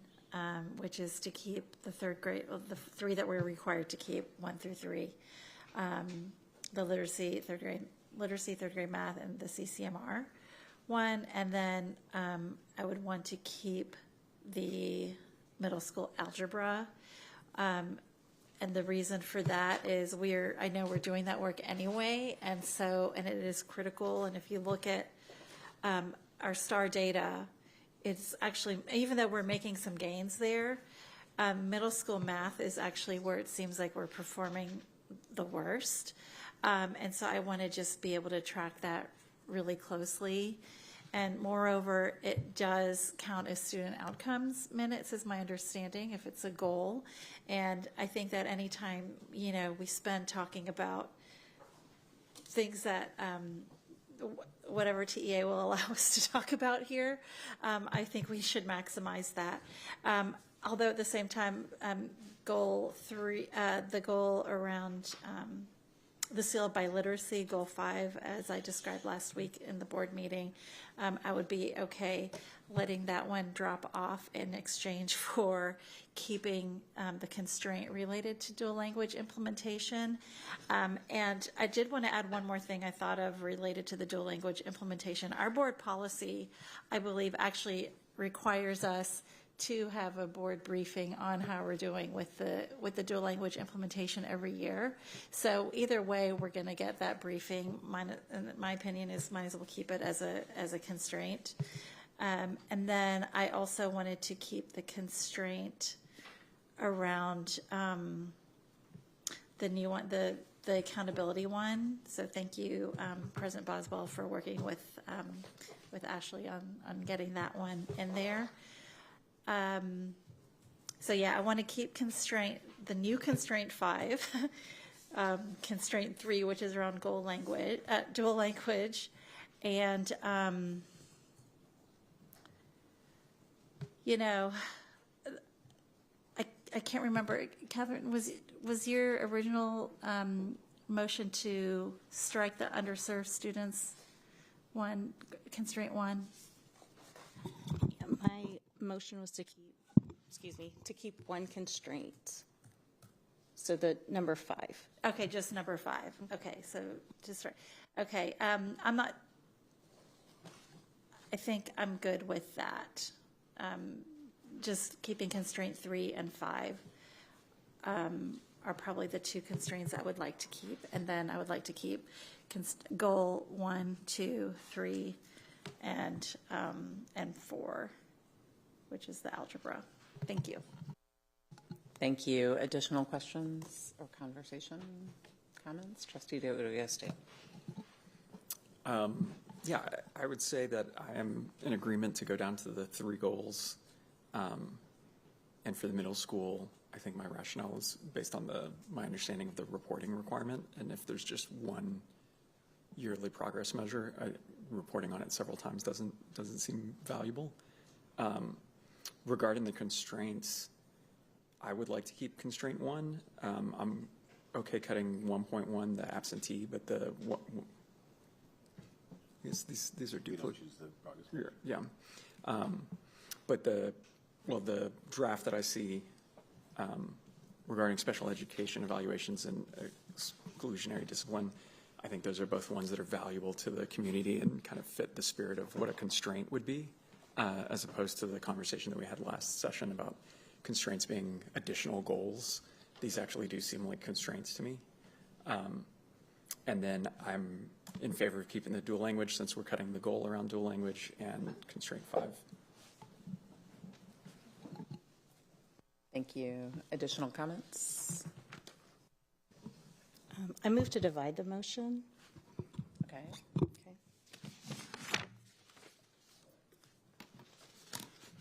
In what way? So I move to,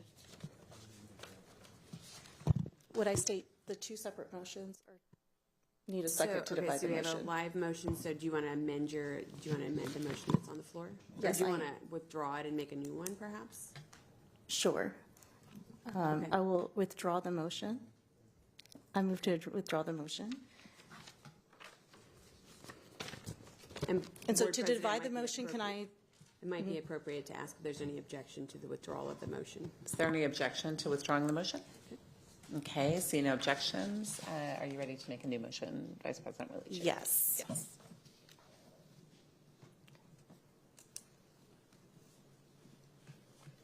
I'm almost ready. Okay.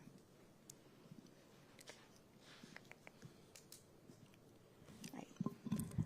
I move to approve item 10.3 by reducing the number of goals to 3 and striking goals 4 and 5.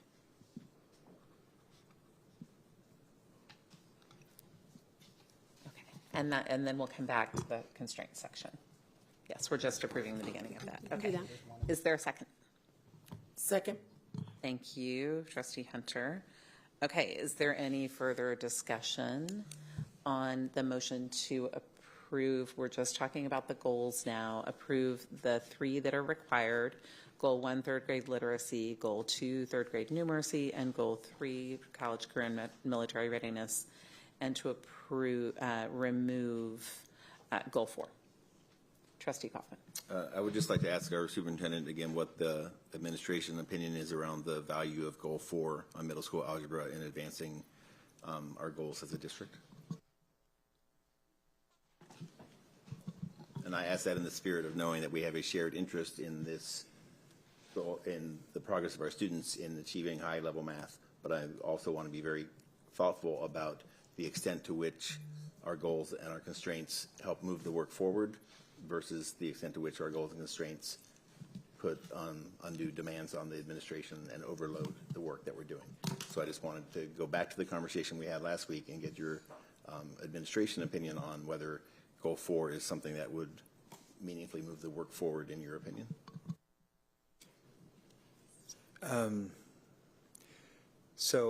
Trustee Foster, given that goal, sorry. He's talking to you, Kevin. It's okay. I closed my eyes when I was about to do this response, so I'm like in a. We look the same when your eyes are closed. My response would be that what Trustee D'Odiosta said regarding having one goal progress measure tied to one goal does create kind of challenges with how we report. Given the work that we've seen over the last year in our focus on middle school math, algebra most notably, and the law, I'm very confident that the work is not going to slow down. We are hyper-focused on being successful in making sure that our students achieve academically in middle school math. But what I shared last time is very true in that every time we present to the trustees, requiring the fact that we have to, we have to report multiple times a year, and that it's one goal progress measure, it does feel performative. We're not going to present something that isn't useful to our trustees, and so that does require, effort. It just does. Okay. And so my opinion on Goal 4 is that because it is already addressed in some way by the state law that requires us to have more students enrolled in advanced mathematics, which sets kids on the pathway towards Algebra 1. Since Algebra 1 success rates are already part of the accountability system on the EOC, and which is tied to the successful performance in class, I feel like this one can be addressed through other measures. And then going back to my concern around the limitation of our goal setting, a goal of increasing from 8% of our economically disadvantaged students succeeding in Algebra 1 in 8th grade in June 2024, and 5 years later to increase that to 14%, that doesn't move the needle, right? That's fewer than, that's probably fewer than 50 kids. So in 5 years, this goal is compelling us to increase the number of economically disadvantaged students who are in and successful in Algebra 1 by roughly 50 or something kids by my back of the envelope math. So I don't think it's worth keeping this goal in there for that reason.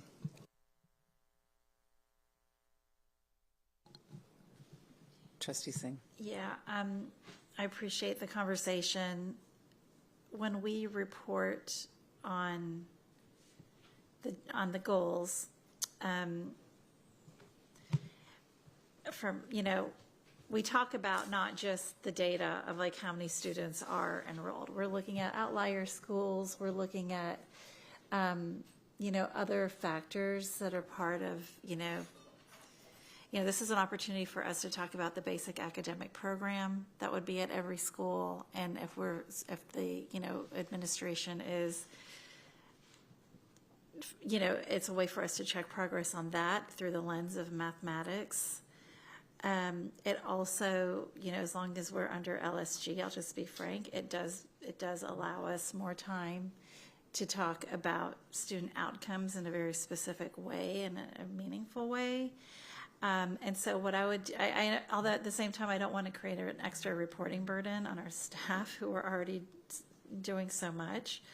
But I'm wondering if maybe we can think about when we're reporting this, maybe we're reporting different aspects of this. Like, you know, one time when you're reporting it, you're talking about the outlier schools. The next time you're talking about, you know, other strategies that you all are doing, or, you know, so it's not like you have to do everything like the Cadillac version of the report 3 times. I'm not sure if that's something that you all would consider. So whatever the board decides to do, we will do, just to be clear. I mean, of course, you know, I think just the monitoring report has just changed. So we're limited to 5 pages. I have to have a longitudinal graph. I have to have a superintendent's assessment of whether we're on track or off track. You know, there are lots of things that are required by LSG to be included in the report.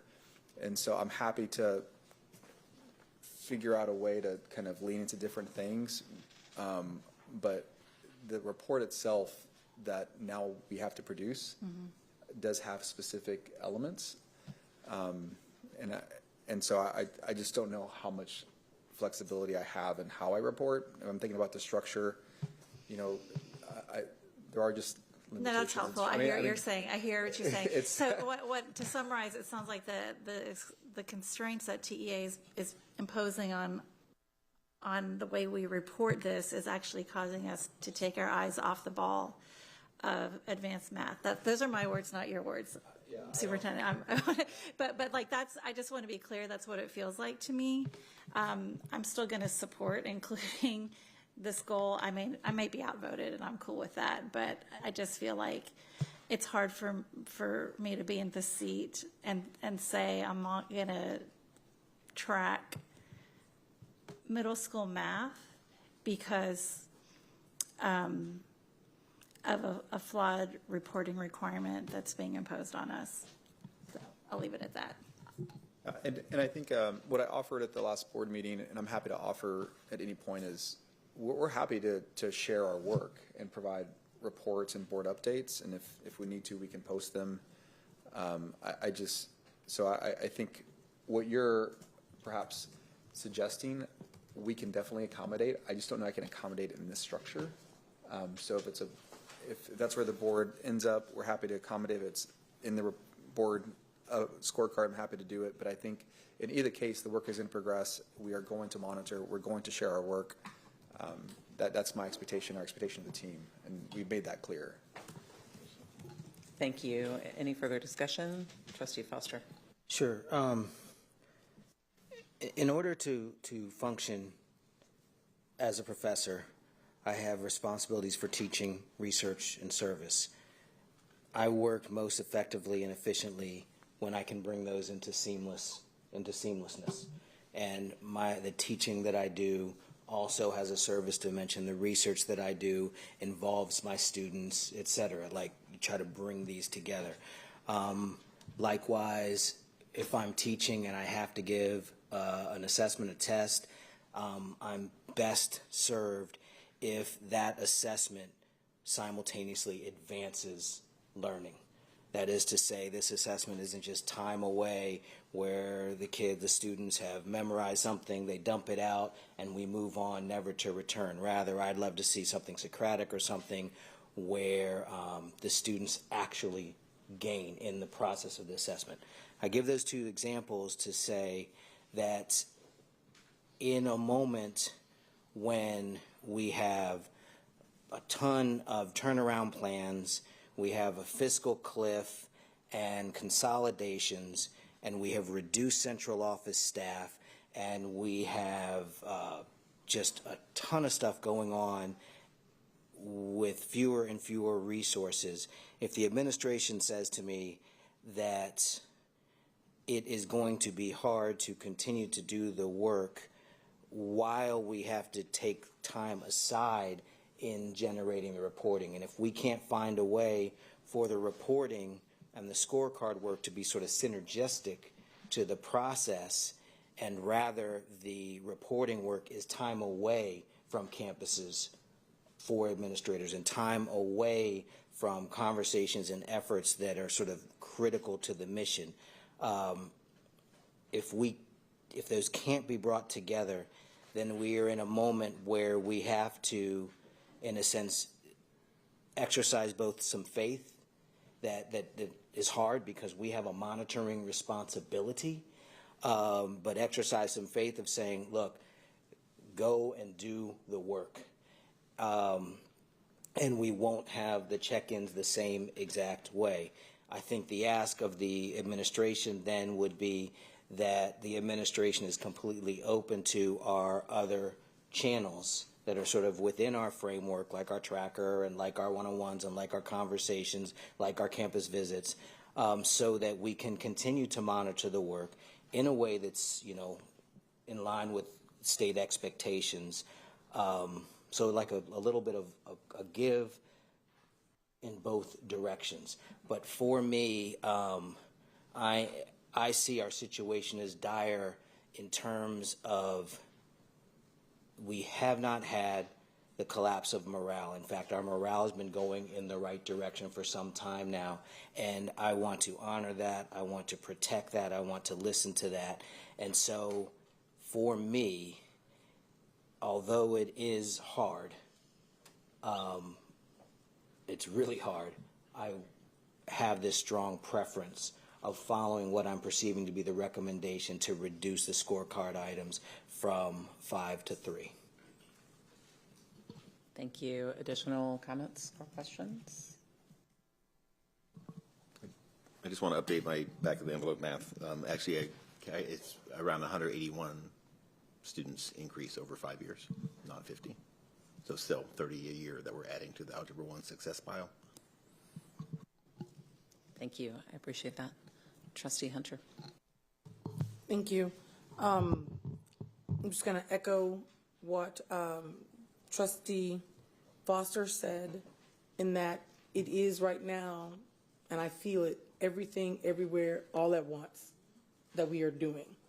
But my expectation is that the work is continuing, and one of the channels that I plan to use is that one-on-one, because I do want to know, because I have 2 outlier schools that do pretty darn good when it comes to Algebra 1, right? And so I want to know that those students who fall into the category of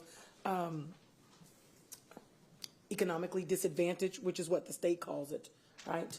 I just call it other advantaged. But economically disadvantaged students, I want to ensure that those numbers are increasing, that those students in those 2 outlier schools, middle schools that I have, those numbers are increasing. And it's not just being select kids cherry picked. It's like, we believe it. You're here. We want to get you there. So while I don't want to spend resources, much rather have more TAP meetings, but I don't want to spend resources on that. My expectation is that that work is still occurring, and that it will, should I ask, it's being reported out. Those numbers are at your fingertips, and you would be able to give those to us. Thank you.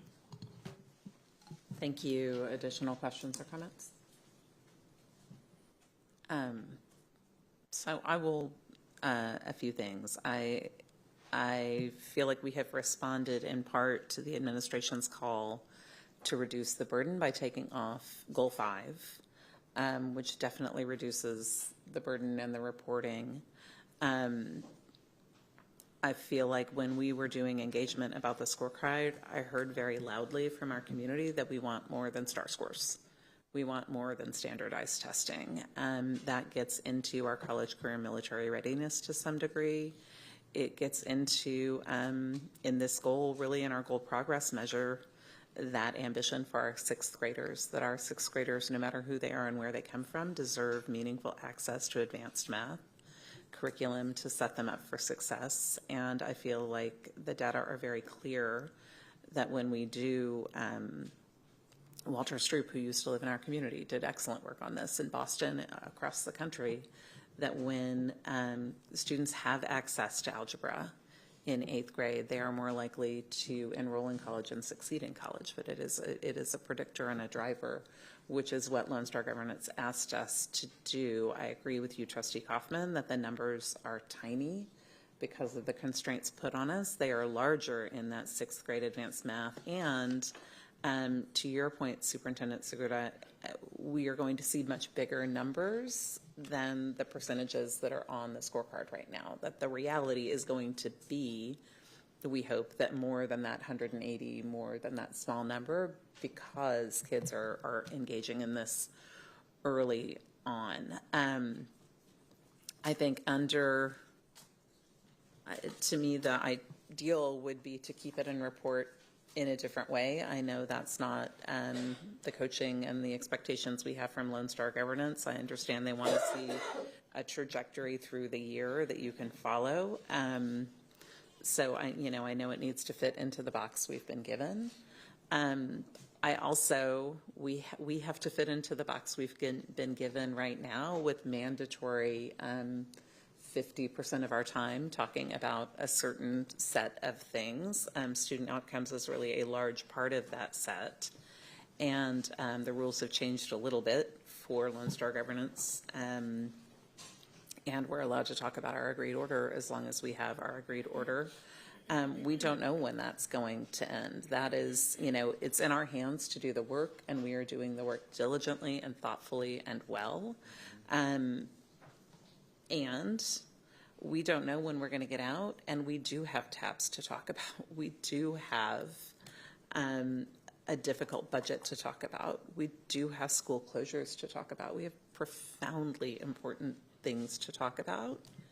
And the less time we spend talking about academic outcomes, which is why we're here. We know that's really our goal, but we know these other things matter too and feed into academic outcomes. We know school closures, the data is very clear that they impact outcomes in really negative ways, and in the biggest negative ways for our students who need the most. And so I think we are in this very specific system where Lone Star Governance is being used in a way that isn't kind of a continuous growth model, which is my understanding from AJ Crable and Ashley, that it was intended to be, and being used in a more rigid way, that's the system we're living under. But if we lose this, we lose time to talk about other things too, and I just want to really name that. I don't want make work for anyone. I also don't want to fail to talk about something that I think our community has said was important and that we had a bunch of meetings saying was important. And that we're showing actually really exciting progress in. And I think to show that we have that ambition for our students is meaningful to me, even if it's a little clunky the way we need to do it. So any further questions on this or comments? Okay, so we're ready to vote. Having a motion by Vice President Whitley Chu to approve item 10.3 and reduce the number of goals to 3, goal 1,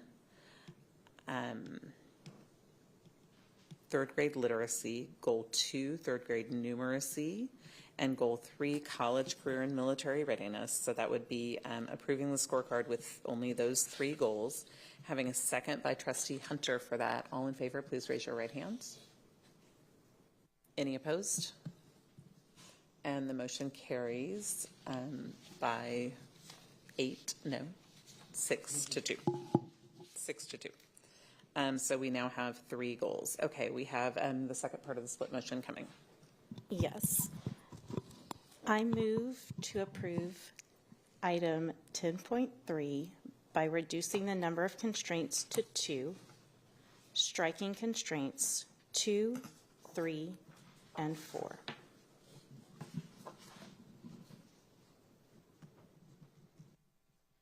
Okay. Do we have a second? I'm sorry, do you mind explaining what those constraints are? So based on the discussion, there is a lot of support for keeping number 1 and number 5. And number 1 was related to underserved students, correct? Mm-hmm. It's in the packet. I don't have it open. Oh, okay.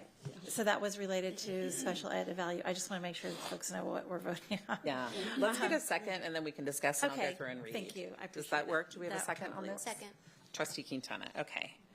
Okay. So we have a motion from Vice President Whitley Chu to approve the second part of 10.3, speaking about the constraints, to reduce the constraints to 2 and strike constraint number 2, constraint number 3, and constraint number 4. So we would be keeping constraint number 1, underserved students.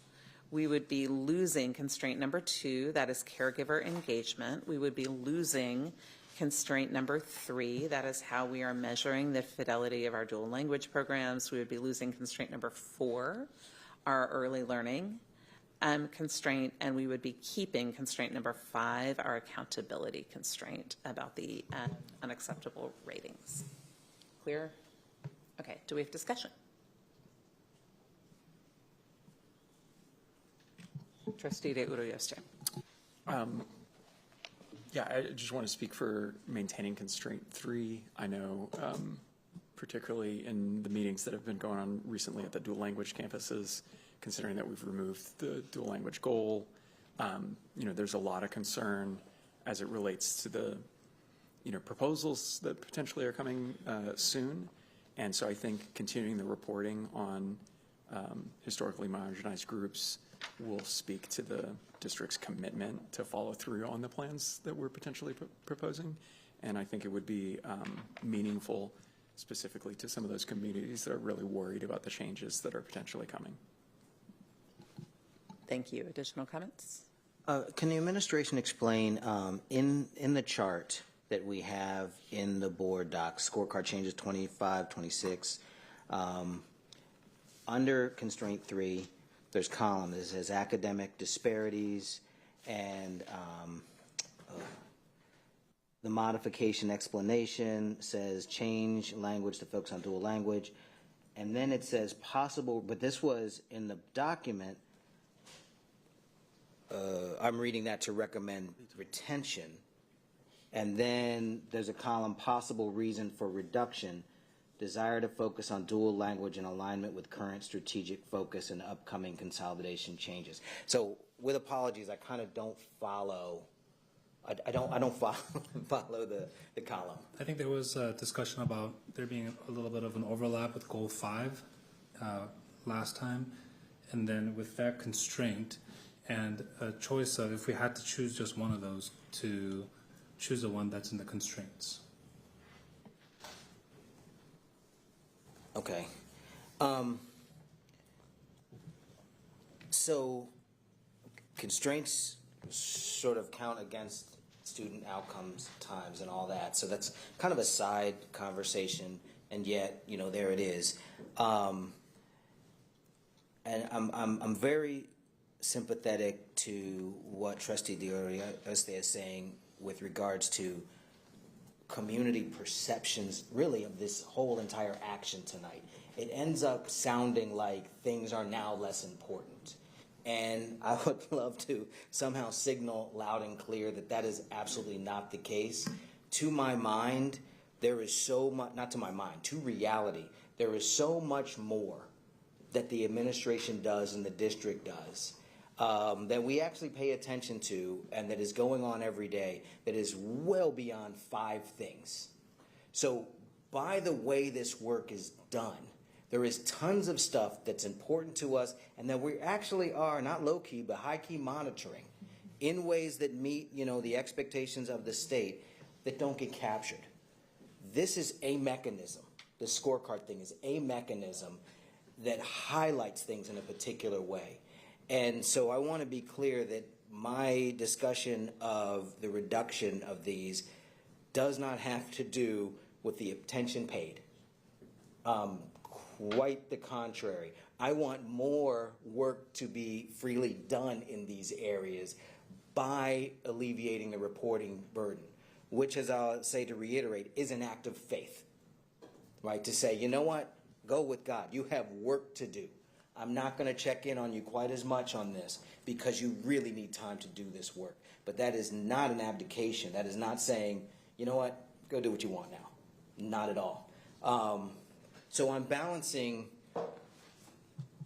this idea of alleviation of an effort area with the reality that these things still need to be monitored in some way. But then the third vector is that the community needs to know these things are still important. Especially around dual language. That is probably where I have the greatest sort of sympathy for retention, in that there's so much swirling around that, and that is an area where we simply in the past, we're on an upward climb in that area and making great progress. So I'm most sympathetic to the retention of that area, but I'm ready to get rid of a lot of constraints.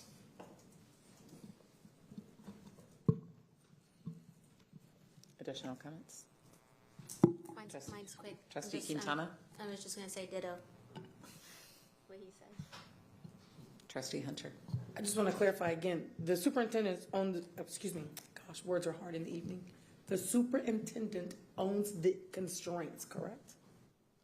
We create the constraints, and they own the constraint progress measures. My bad. Yes, that's correct. And the constraints under the Lone Star governance system have been described to us as the way we express our community's values. Yes. Okay. Thank you. Thank you. I would like to Trustee ask Kaufman. I would like to ask a similar question last time around, the administration thoughts on these. Last time we had some discussions around some of these measures already having been developed, some of the systems already in place to do the monitoring such that it wouldn't be a heavy lift, and others that were, perhaps not going to make as much movement. So in terms of the proposed, not necessarily just this motion, but the overall set of constraints that are in our packet, what is the administration opinion on the value of those for moving the work forward? Yeah, I'm going to just kind of organize my thoughts kind of around where this discussion just recently left or ended. Constraint 1, the way that it's been drafted, the way that it's been kind of reinforced by Trustee D'Arioste and others, I think that aligns. We're first of all, we don't have any concerns with. We will do all of this. Just to be clear, I don't know how many times I can say that. The work matters. The work is going to continue. When it comes to the fact that we just completed 1 year of the scorecard, every constraint requires the administration's ability to measure it and to report on it. That being said, constraint 1, 3, and 5 to me, collectively, I think are very responsive to who we are as an organization without introducing the significant amount of additional work to measure the constraint and the progress of that constraint. Constraint 3, around the walkthroughs, just to give you an example, last year was a baseline year. In the fall semester, principals performed the observations at each of their campuses. In the spring, the same observations were completed, but this time it was with the multilingual education staff.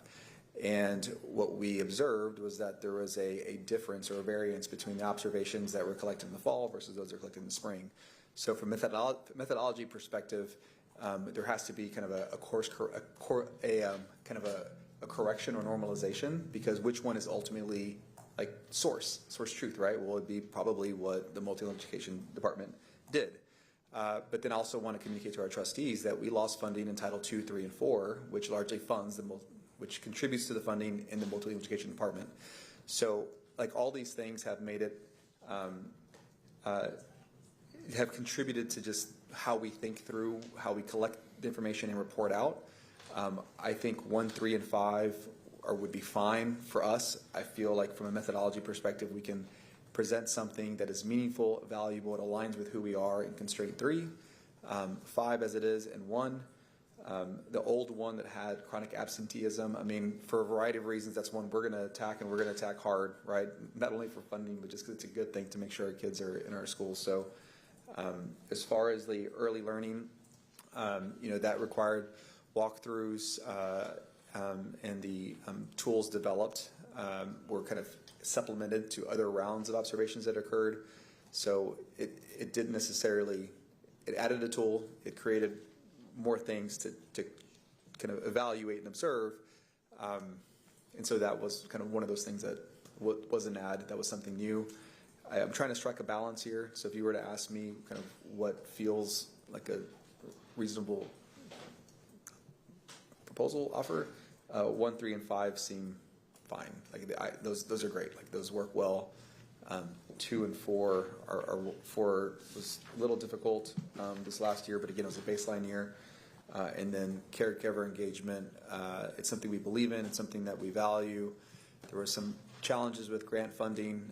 We can overcome different elements of it. Perhaps it ends up moving into a pilot. I mean, there's just things that we have to address differently because where we are now, funding-wise, is very different than we were, over a year ago when we approved these initially. So those are just, I don't know if that's worth anything, but hopefully that was helpful. Very helpful. And I would say then, constraints 2 and 4 are extremely important to me and to our community from what we've heard. The engagement with our families is essential. That engagement is done in a way that is two-way, that is capacity building, that is really recognizing and valuing our families as partners in this work and not just as recipients of information. All of those things are extremely important. And I think it's important that those goals be represented in the expectations from the board. However, going back again, I don't believe necessarily that this is going to move us in the right direction without putting a huge demand on the administration in terms of the reporting and the development measures.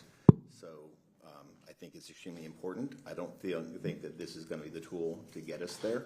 So I would support removing constraint 2. Constraint 4, I think, is extraordinarily important because there are many ways to improve test scores that result in short-term gains that don't contribute to long-term development of students and human beings as we want them. And so development appropriate practices are essential for that, and a lot of the current pressures, moving more academic things lower and lower, put tremendous pressures on not using development appropriate practices. So I think that's another essential thing that we recognize that a lot of our community wants their students to be engaged in meaningful things that are development appropriate, not necessarily things that are going to drill and kill them at age 4. So, but again, I don't know that this measure is going to get us there because if we have an effect, if our PPFT system is aligned to development appropriate practices, that will happen whether or not we see these scores or not. If it's not aligned, then seeing these scores isn't going to help us. And so it creates a reporting burden, again, that I don't think is necessary to place on you. So I would go with kind of the trust factor that Dr. Foster said. I know the superintendent we hired. I know the staff that you've hired. I am going to have confidence that there's a belief in the power and importance of caregiver engagement, and there's a belief in the importance of development appropriate practice to achieve the goals we have for our kids. And I would support removing 2 and 4. I would not support removing 3 for the reasons of that was revolutionary for a Texas school board to put in some goals and safeguards around dual language instruction into the goals, and we've come a long way working towards that in this district. And I think it's an easy one again to go to shortcut, easy measures that get short-term gains for students that ultimately, from what we know about the research, will result in not necessarily long-term gains. So I think it's really important.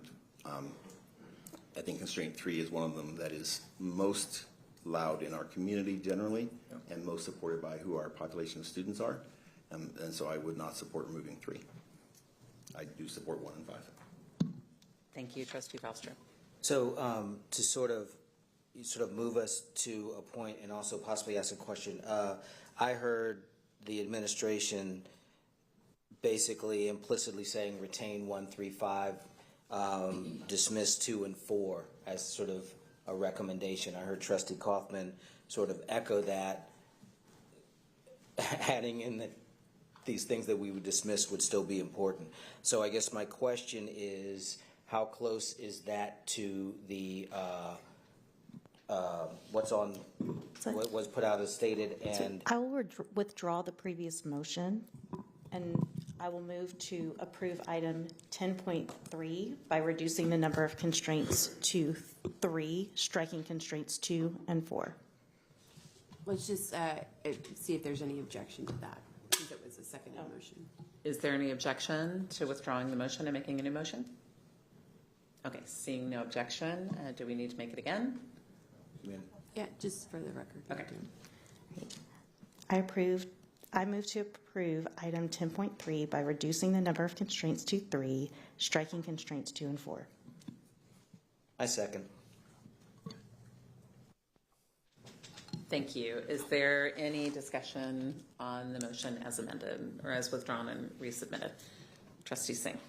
Okay, so I did have a thought around constraint 1. underserved students and the special ed evaluations. And I am concerned, I am thinking about like our time constraints on, as we're up here. And I know that we are required to talk about, do SPED monitoring. Could we get TEA to not make this time count against us when we're talking about SPED evaluations? Or could we include that in our SPED updates? So, I mean, Josh, certainly come up here and correct me when I say something incorrect. My understanding is that as long as the TA read order is in effect, anything tied to the order would count. But I think given our objective of getting out of the order, I don't know, because we don't know when that'll be. At some point mid-year, did all of a sudden the time not count? That would be something I would want to at least consider. I just don't know. We are actively trying to get past that. Yes, and the goals, monitoring goals will count towards student outcomes time, and monitoring constraints will count towards high leverage adult focus time. No. It counts It's against regular adult focus time. Regular adult So it's focus the other time. 50%. Ashley, yeah, unless you're hearing something different than Arthea and I heard. I move to call the question. Okay. In the interest of time. Okay. There's a motion to call the question. Do we want to continue speaking? What are we, is there a second? What does that mean? To move to Yeah, call? I don't think it requires a second. Doesn't require a second? So you just, yeah. Wait, so To stop discussion in the interest of time. And we can vote to stop discussion or continue discussing. Wait, so I would like to continue discussing because Okay, like, so we're gonna- that would impact my vote. So yeah, okay. So let's vote on the motion to call the question. All in favor of calling the question, raise your right hand. Any opposed? Okay, so we will continue discussion. Thank you. Okay, Trustee Singh, do you have Yeah, further? so I guess what would be really helpful is if we, because I am really concerned that the things we talk about under constraint 1, because it's a constraint, would count against us in terms of it would count as adult focus minutes. That's TEA's term, not mine. I'm gonna, sorry to interrupt. Okay, do you have clarification? Ashley, I believe, yes, says that Josh is correct, and it is high leverage, adult focused time are the constraints. So is that, So the constraints are high leverage, adult focused time. Can be, or are. I believe are. I will await a text. She's Ashley, watching. zoom She's- in. Thank you. Can I ask a different clarifying question? Wait, hold on. Yeah, but, okay, so is she going to come on Zoom or? Is she I don't think we have a Zoom set okay. up, but what we're hearing is that Josh is correct. Thank you. So the constraints would count towards high leverage adult focus time, which is not student outcomes, but it will count towards the 50% under the order. Thank you. The 50% of student outcome time? In that umbrella, yes. Not adult. It is not technically student outcomes, but it will count towards the 50% required under the agreed order. Okay, thank you. Okay, so that's the opposite of a text I received. I mean, an email from Ashley. So I'm a little. But Ashley's confirming it right now, so I Okay, believe. so it will not. It's on video. So I'm just confirming that we have heard from Ashley, our LSG coach, and I love you, Ashley, but I got to just really confirm this, that constraints discussions are not going to count against us. They will count as part of the 50% student outcomes minutes, and it won't be neutral and it won't be adult minute time. It'll be part of the student outcomes time. Yes, It's ma'am. And there are not no part of such. student outcomes time, but it is in that It's not called bucket. student outcomes, it's high leverage adult, but it counts as It's that in that portion bucket. that we're supposed to do 50%. That we have to hit at least the 50% threshold. Yes. Thank you. Thank you, Josh. Sorry. Thank you, Josh, and thank you, Ashley. Trustee Singh, any further comments? Nope. Okay, anyone else? Any comments? Okay, I have a couple of brief comments. I hear what the administration's saying about, and I'm very supportive of Constraint 1, because even after we're out past our agreed order, I think continuing to monitor that to make sure we don't revert back is valuable. I also want to note that Constraint Progress Measure 1 is really just restating what we owe under law. So it's nothing above and beyond. It is just what we owe. Constraint 2, exclusionary discipline, I see a lot of reason to monitor that. We know that has been a significant issue. The data in the chart in front of us show us that. Constraint 2, caregiver engagement. I understand this is an imperfect measure. It's also something every campus needs to make a campus improvement plan, so I don't see this as being, I hear what the administration is saying, but I also think this doesn't have to be an expensive thing. It doesn't have to be a complicated thing, although I am hearing what the administration says, and I do think right now we're hearing from our community that they don't feel engaged right this very moment about the targeted improvement plans or the turnaround plans, and I think that is notable to me. I came to the board as someone deeply involved in family engagement district-wide on the board of the Austin Council of PTAs for many years, and have seen that there are campuses that engage authentically and that treat families as partners, and sometimes there are campuses that don't. And I think that's deeply baked in, and I know there's great intention for this and great goodwill, and I think we've seen that it doesn't happen. I think even an imperfect measure is sending a message to our community and to the administration that this matters to us. And I do think any document like this is not best intended to respond to the very moment we're in, but is intended to be something durable, more durable than this moment. I hope our superintendent doesn't change. We gave you a 5-year contract. Things change. And I think responding because we have trust and pulling something off, that's one of the very few ways right now that we have a way to tell our community we care more than standardized test scores. In a moment when standardized test scores have greater and greater weight has meaning to me. Dual language, I appreciate keeping it, and I do really support removing the seal of biliteracy from our goals, and hope that's responsive to what the administration has asked, because I do think this is a more meaningful measure.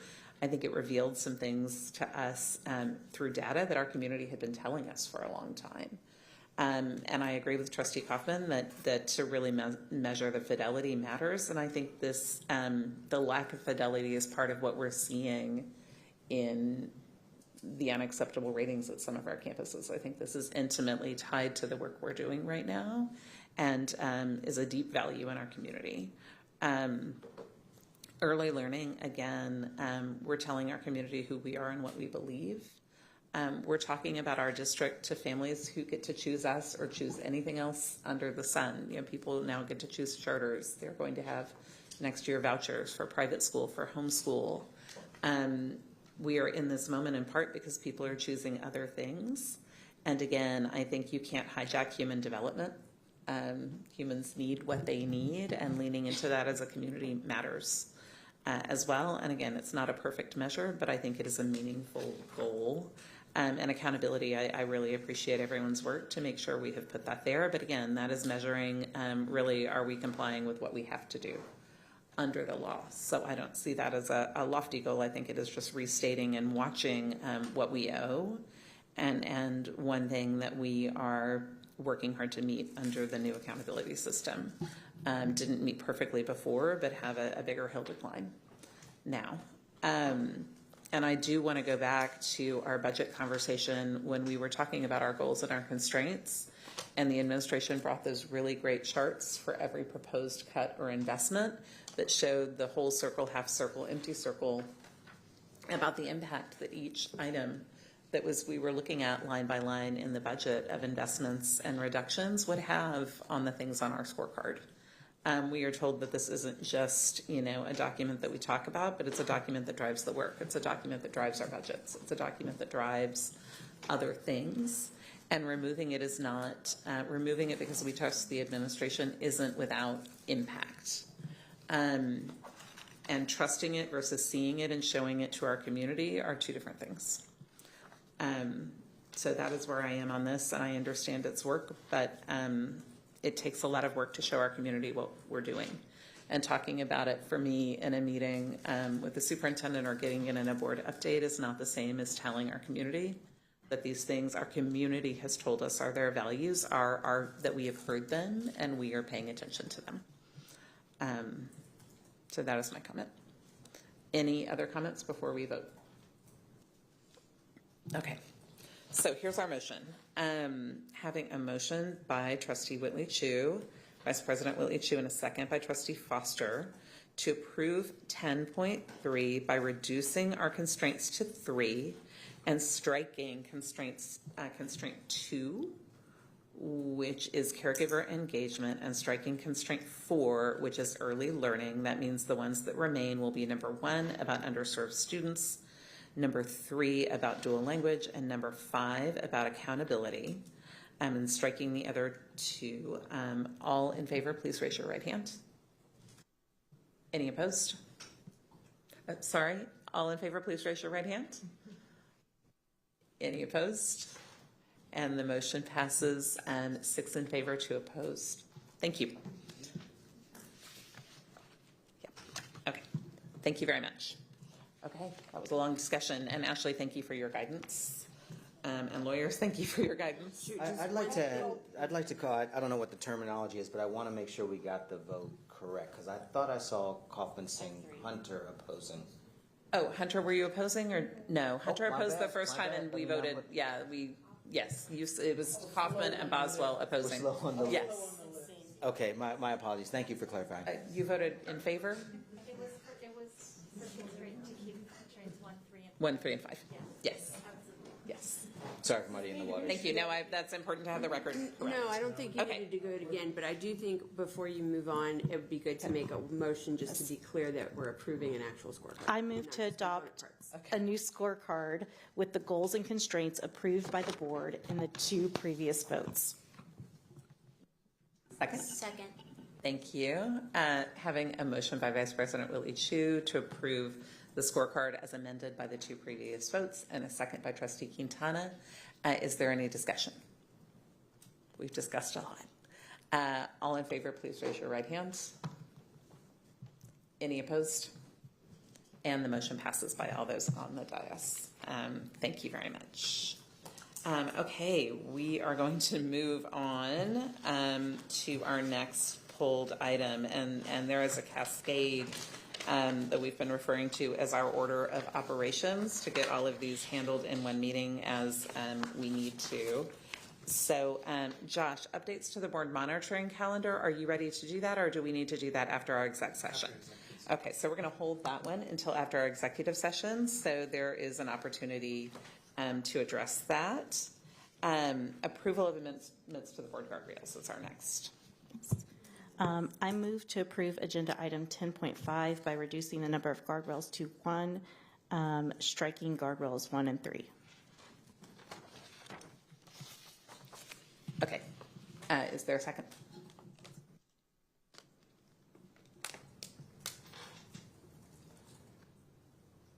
Second. Okay, having a motion by Vice President Whitley Chu to approve the Austin ISD Board guardrails by striking 1 and 3 and approving 2. A second by Trustee Hunter. Is there any discussion? Trustee Kaufman. I think we have a lot of expectations that we set for the superintendent and administration, and I think it's reasonable that we set expectations for ourselves through the same process. As we go into the upcoming votes to discuss the consolidation plan, I think, I made a commitment to a school board or to a PTA the other night that this board, I do not believe, will make any decisions that involve horse trading and behind the scene political deals or deals that would secure someone's, something for someone's district at the expense of another part of town, or something that would secure someone a personal gain at the expense of the district as a whole. And so in making that commitment to that community, I can't make that commitment. I can only make that commitment on my own, what I commit to. But I think it's important to include Guardrail 3 so that we're making that commitment as a board. Thank you. Additional questions?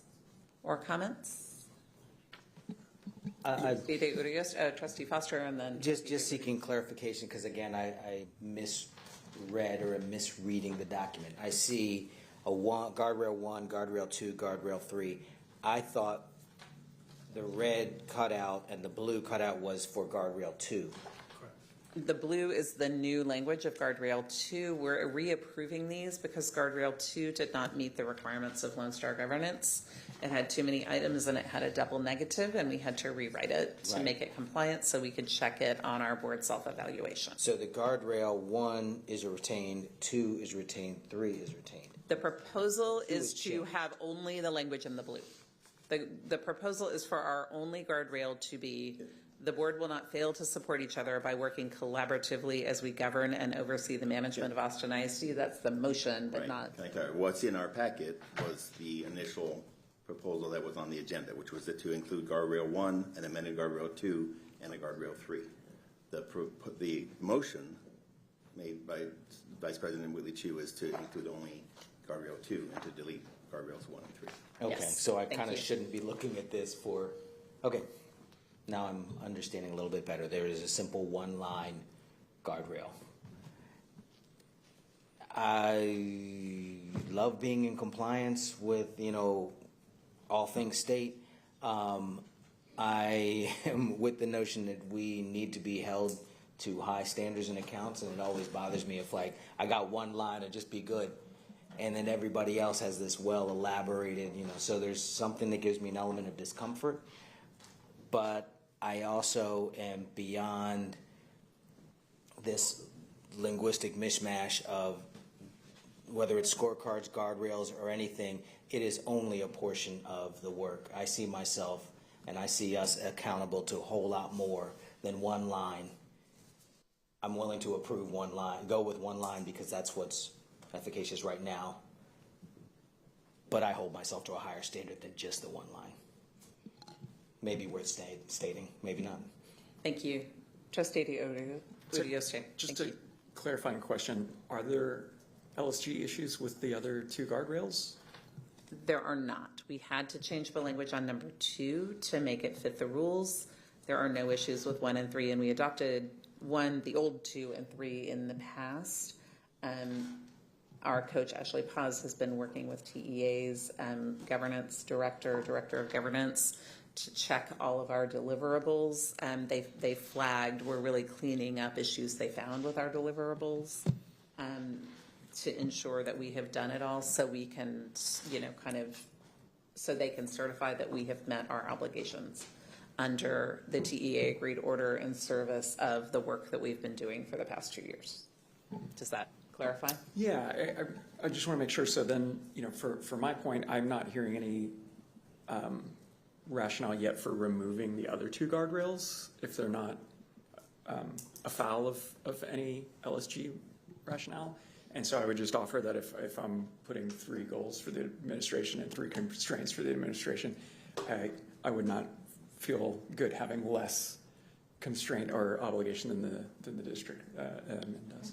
I move to withdraw the motion. Withdraw the motion. Okay, any objections? Okay. Do we have a new motion? Yes.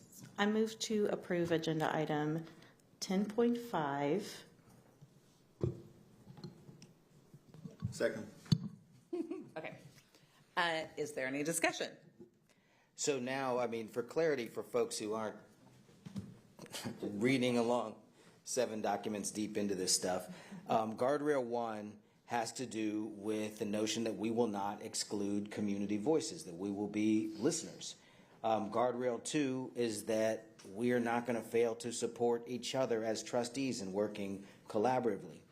Guardrail 3 is that we're not going to seek favor to a district or, a sub-district at the expense of the whole, and we're not going to, benefit individually. So that speaks to community, that speaks to how we treat each other, that speaks to, just basic ethics. I like it.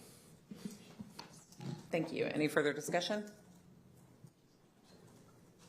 Okay, perfect.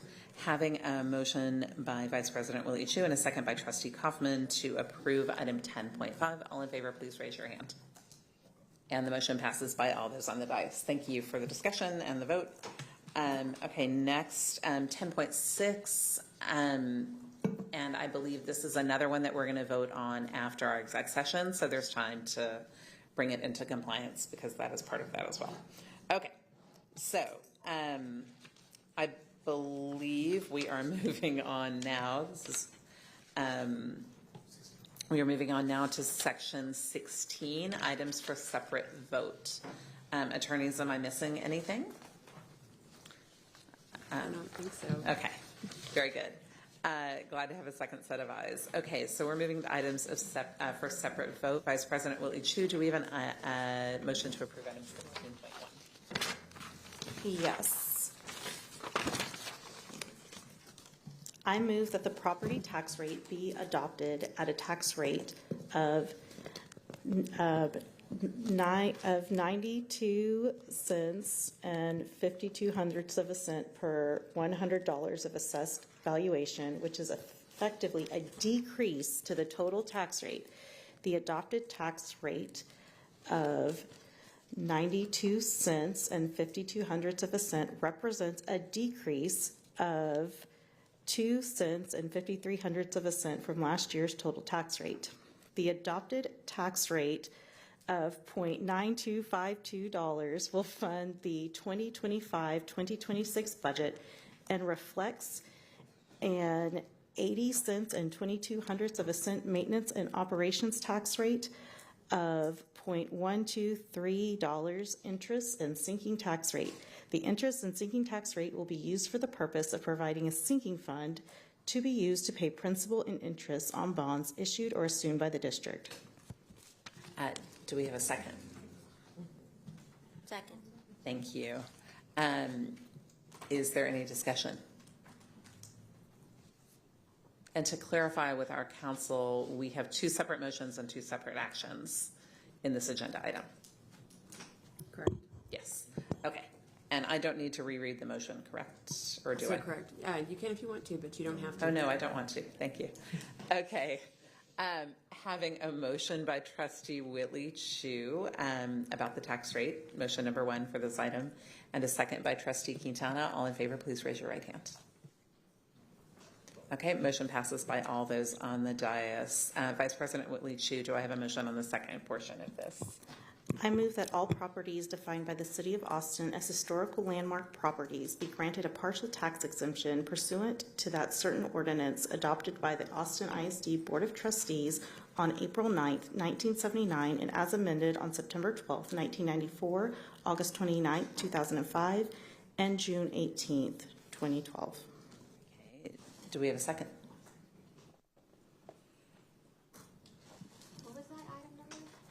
It's under 16.1. There are two motions under item 16.1. We've taken action on the first motion. This is the second motion. Second. Okay. Is there any discussion on this item? Okay. Having yes, by Trustee Quintana. Yeah, just a sort of point of clarification when we talk about the historic landmark properties. Are these generally individual residences? Are these buildings downtown? What properties are we talking about? How many? So they are generally residential homes, historic in nature. I can't speak to the count. I'm sure we could pull that from the tax from the low dozens. I don't want to misspeak, okay, Foster. I would have to go back. I could probably get that to you relatively quickly, but I don't have it at. I don't believe it's dozens, but I also don't believe it's very, very, very, very large number. I'll have to get, yeah. But it's mostly single family historic homes. Thank you. Do you know the number? Sorry, Trustee Foster, I wasn't. No, that's my bad. No worries. I would estimate similar than between dozens and more than dozens, fewer than thousands. Yeah, I believe you're correct. And what these are in effect are tax breaks predominantly to residences that have been able to secure a historic designation for their home. Yes, that's correct. The designation, I know there's a City of Austin designation. I'm not sure if there's a state one as well. I'm not sure what designation they rely on, but we rely on that to kind of allow for the exemption.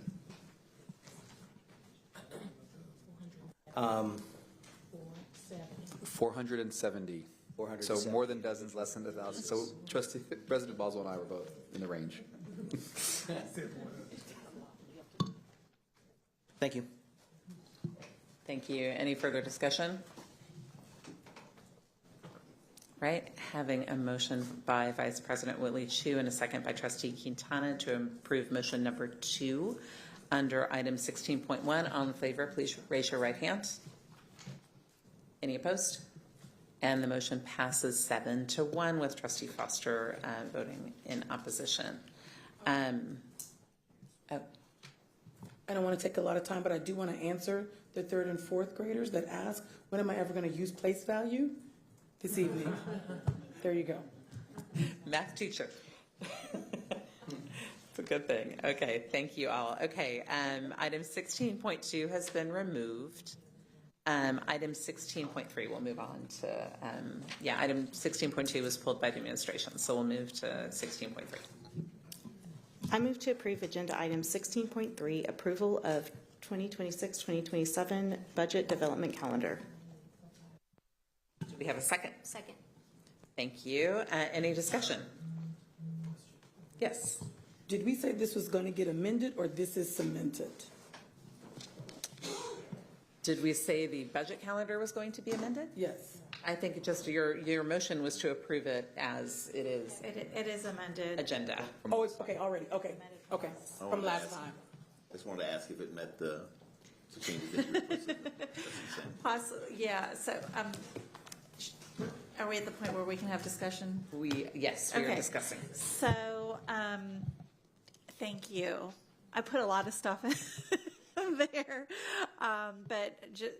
so I really look forward to doing the board approval of the 3-year plan to restore our fund balance to 20% in December. That's super important and something that we've been talking about out in the community a lot as part of the justification for doing the school consolidation. So this is an opportunity, I think, for us to really see that. And also approving the consultation agreement a month before the actual full budget vote is really helpful, I think, because that is the majority of our budget, and it does allow us to make sure we're all on the same page with that. I did want to ask about the row 24. Thank you for sort of expanding what we're going to be approving in November. It says here, the board approval of the campus consolidation package, boundary changes, transition plans, reallocating bond funds, and then it kind of stopped there last week when we saw this, and you added it would also include the academic framework development process and academic foundation. I was hoping to see the term baseline academic program. And so because that is just something that came directly out of the long range plan, and I wanted to just make that really obvious. So I'm wondering if the administration would, and I'm not really making a motion, but I just want to have more discussion. Would we be open to adding the phrase, including a baseline academic plan and the associated budget? I don't know if that would be too much of a lift between now and November, the budget piece of it, or if that could just be rolled into the December plan. So the two things. I think that this is where I think to find words and searching for words to describe something that hasn't been yet presented is challenging. So I have no problem amending baseline academic program. I just want to make sure it's clear, kind of, we all understand what that document's going to look like and what it's not going to look like. And so if you're amenable to that, then I would remove academic foundation, because I think many of the things that we're talking about are in both. We were just struggling for kind of the precise language to use to encapsulate everything we wanted to encapsulate, but also acknowledge there was going to be more work to come, which is why foundation was the word that I chose to use. Matthias, no one else. And so, yeah, I'm fine with that. I think what we would offer is maybe in the next meeting a framework for what that document is going to look like. So there's an understanding in November that it's not going to be the result of an 18-month effort. It's really It's like a draft. It's a structure. one. Correct. Yeah. As far as the budget component of it, I do want to kind of communicate, and I've said this before, that this is one of many steps in an effort to get our organization where it needs to be. And so the things that we talk about won't be fully supported in our budget by way of these consolidations or cuts. There are many things that will have to happen to get us where we need to be. So to say that there is necessarily a value exchange immediately at this point before the votes and before the actions take place, I wouldn't necessarily be comfortable getting to that level. Understood. So are you anticipating in row 24 as part of the consolidation package some financial data that just says like, okay, because we're getting these questions a lot. So yes, the financial modeling to communicate the expected reduction in cost associated with that, with the changes, yes. Okay. And we're operating at a deficit, so we have to make the deficit Fill that up first. Correct. And so that's where I get really anxious about just immediately communicating that if we do this, and all of a sudden this new thing will occur. Correct. You know, we made investments in compensation in 23, 24, 20. I mean, we've done a lot, and I just don't want that to be missed. No, or I lost. get it. Like, I'm with you on that. So I would like, if we could, and this would be, I would like to hear from other trustees, but like, I would love to see the phrase baseline academic plan or program, whatever we use in the LRP. That same phrasing would be really good. And then something about the financial modeling, because I don't see, I mean, obviously this is in the budget document, but we don't actually mention the financial models that come from the consolidation. So I think it would be helpful to include that as part of the consolidation. Yeah, I was intending to do that. I just was doing it as part of the consolidation timeline and milestones, not the budget. But I'm happy. We're going to do it, so I'm happy to include it wherever you like. Thank you. I know I've told people that, like, people are like, how much should we save in 2019? I'm like, I don't really know, but I do know that they're going to tell us what they anticipated savings and revenues would be from the consolidations going forward. And if that's not true, then I need to change what I'm saying. But if it is true, then let's just put it in there. That would, yeah. I don't know how others kind of feel about that, but that's just, I mean, okay. I mean, So then I guess one question, as far as timeline goes, I mean, it's I'm happy to modify and then come back after exec session and vote on it. I mean, because we could upload we just modify that line. Right, there were three updates. Remove two words, add 3 words, and then add a comma, and then 2 more words. Yeah. And so if we do that and then upload a second version to then We can do that. I think would meet the motion. That would be meet the fine. comment, and then Yeah, we'd be and good. you might want to update line 49 as well, because it also refers to the academic foundation. Council?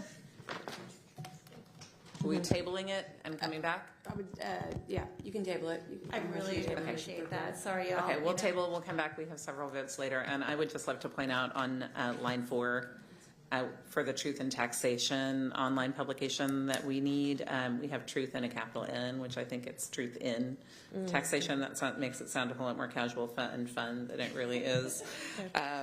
So I would love to just fix that before we vote. Okay, any further discussion? Okay, any objection to tabling this motion so the administration can make some changes as discussed? Okay, perfect. Thank you. And we have everything else that we need to do will happen either after our closed session. We have some transfer appeals to come back. So yeah, I think now I need to find my page. Pardon me.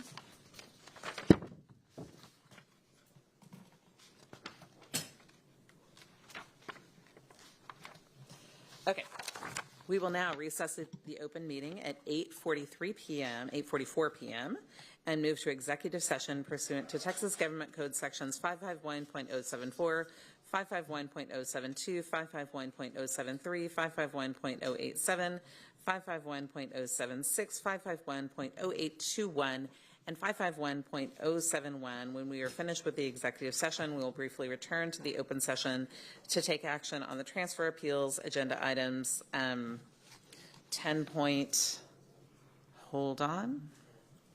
10.4, 10.6, and now also 16.3. And we will also formally adjourn the meeting at that point. The actions in the adjournment will be recorded and included in all replays of tonight's meeting. Thank you for joining us, and have a good night.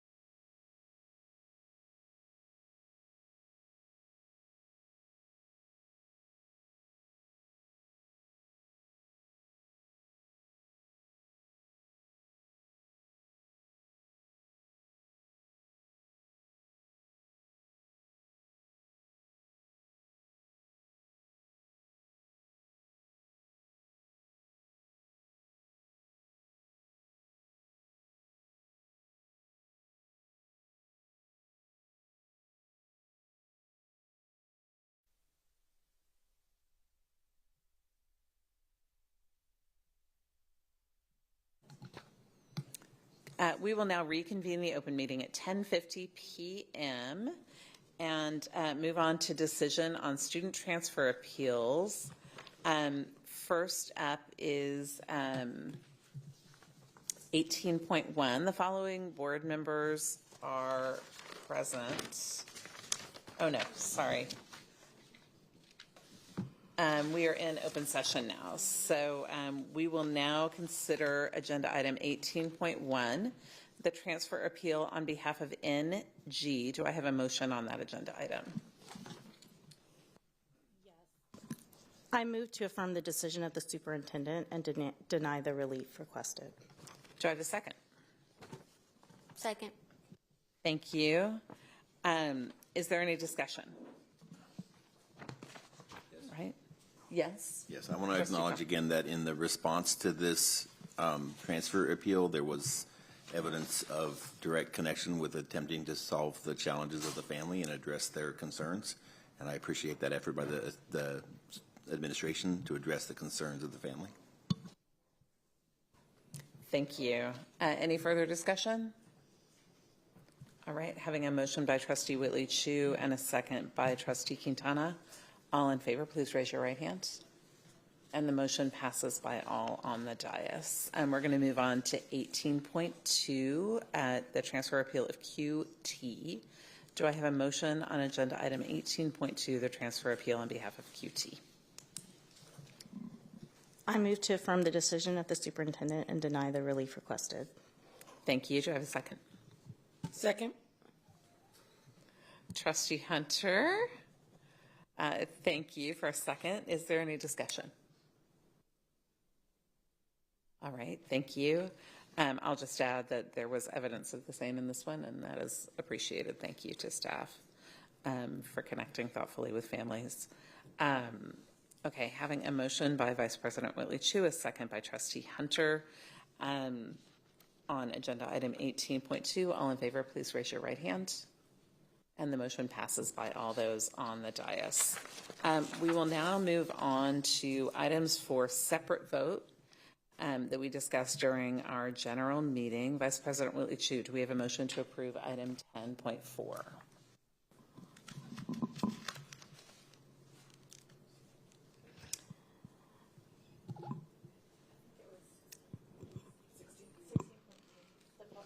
Well, but we also have the two board things. I move to approve item 10.4, approval of updates to the board monitoring calendar. Yeah, they changed it in exec, so you can just approve it. Thank you. Second. While we were in exec. Okay. Okay, so we have a motion and a second on item 10.4. Is there any discussion on this item? All right. Having a motion by Vice President Whitley Chu and a second by Trustee Quintana to approve item 10.4. All those in favor, please raise your right hand. And the motion passes by all those on the dais. Okay, Vice President Whitley Chu, do we have a motion to approve item 10.6? Yes, I move to approve agenda item 10.6, approval of amendments to the board handbook, which includes updates to the scorecard with the approval of 10.3 and updates to the board guardrails with the approval of 10.5. And I believe it also needs to include the monitoring calendar as approved. Calendar is not in it? Okay, perfect. Thank you. Okay, is there a second? Second. Thank you. Is there any discussion on this item? All right, having a motion by Vice President Whitley Chu and a second by Trustee Kaufman to approve item 10.6. All those in favor, please raise your right hand. And the motion passes by all those on the dais. Final item is agenda item 16.3. Vice President Whitley Chu, do we have a motion on 16.3? And it's not on the script. Okay, yes, I move to approve agenda item 16.3. Second. Thank you. Is there any discussion? Okay, having a motion by Vice President Whitley Chu and a second by Trustee Singh to approve item 16.3. All those in favor, please raise your right hand. And the motion passes by all those on the dais. Vice President Whitley Chu, do I have a motion to adjourn the meeting? I move to adjourn the meeting. And the meeting is adjourned at 10:55 p.m. Thank you all so much.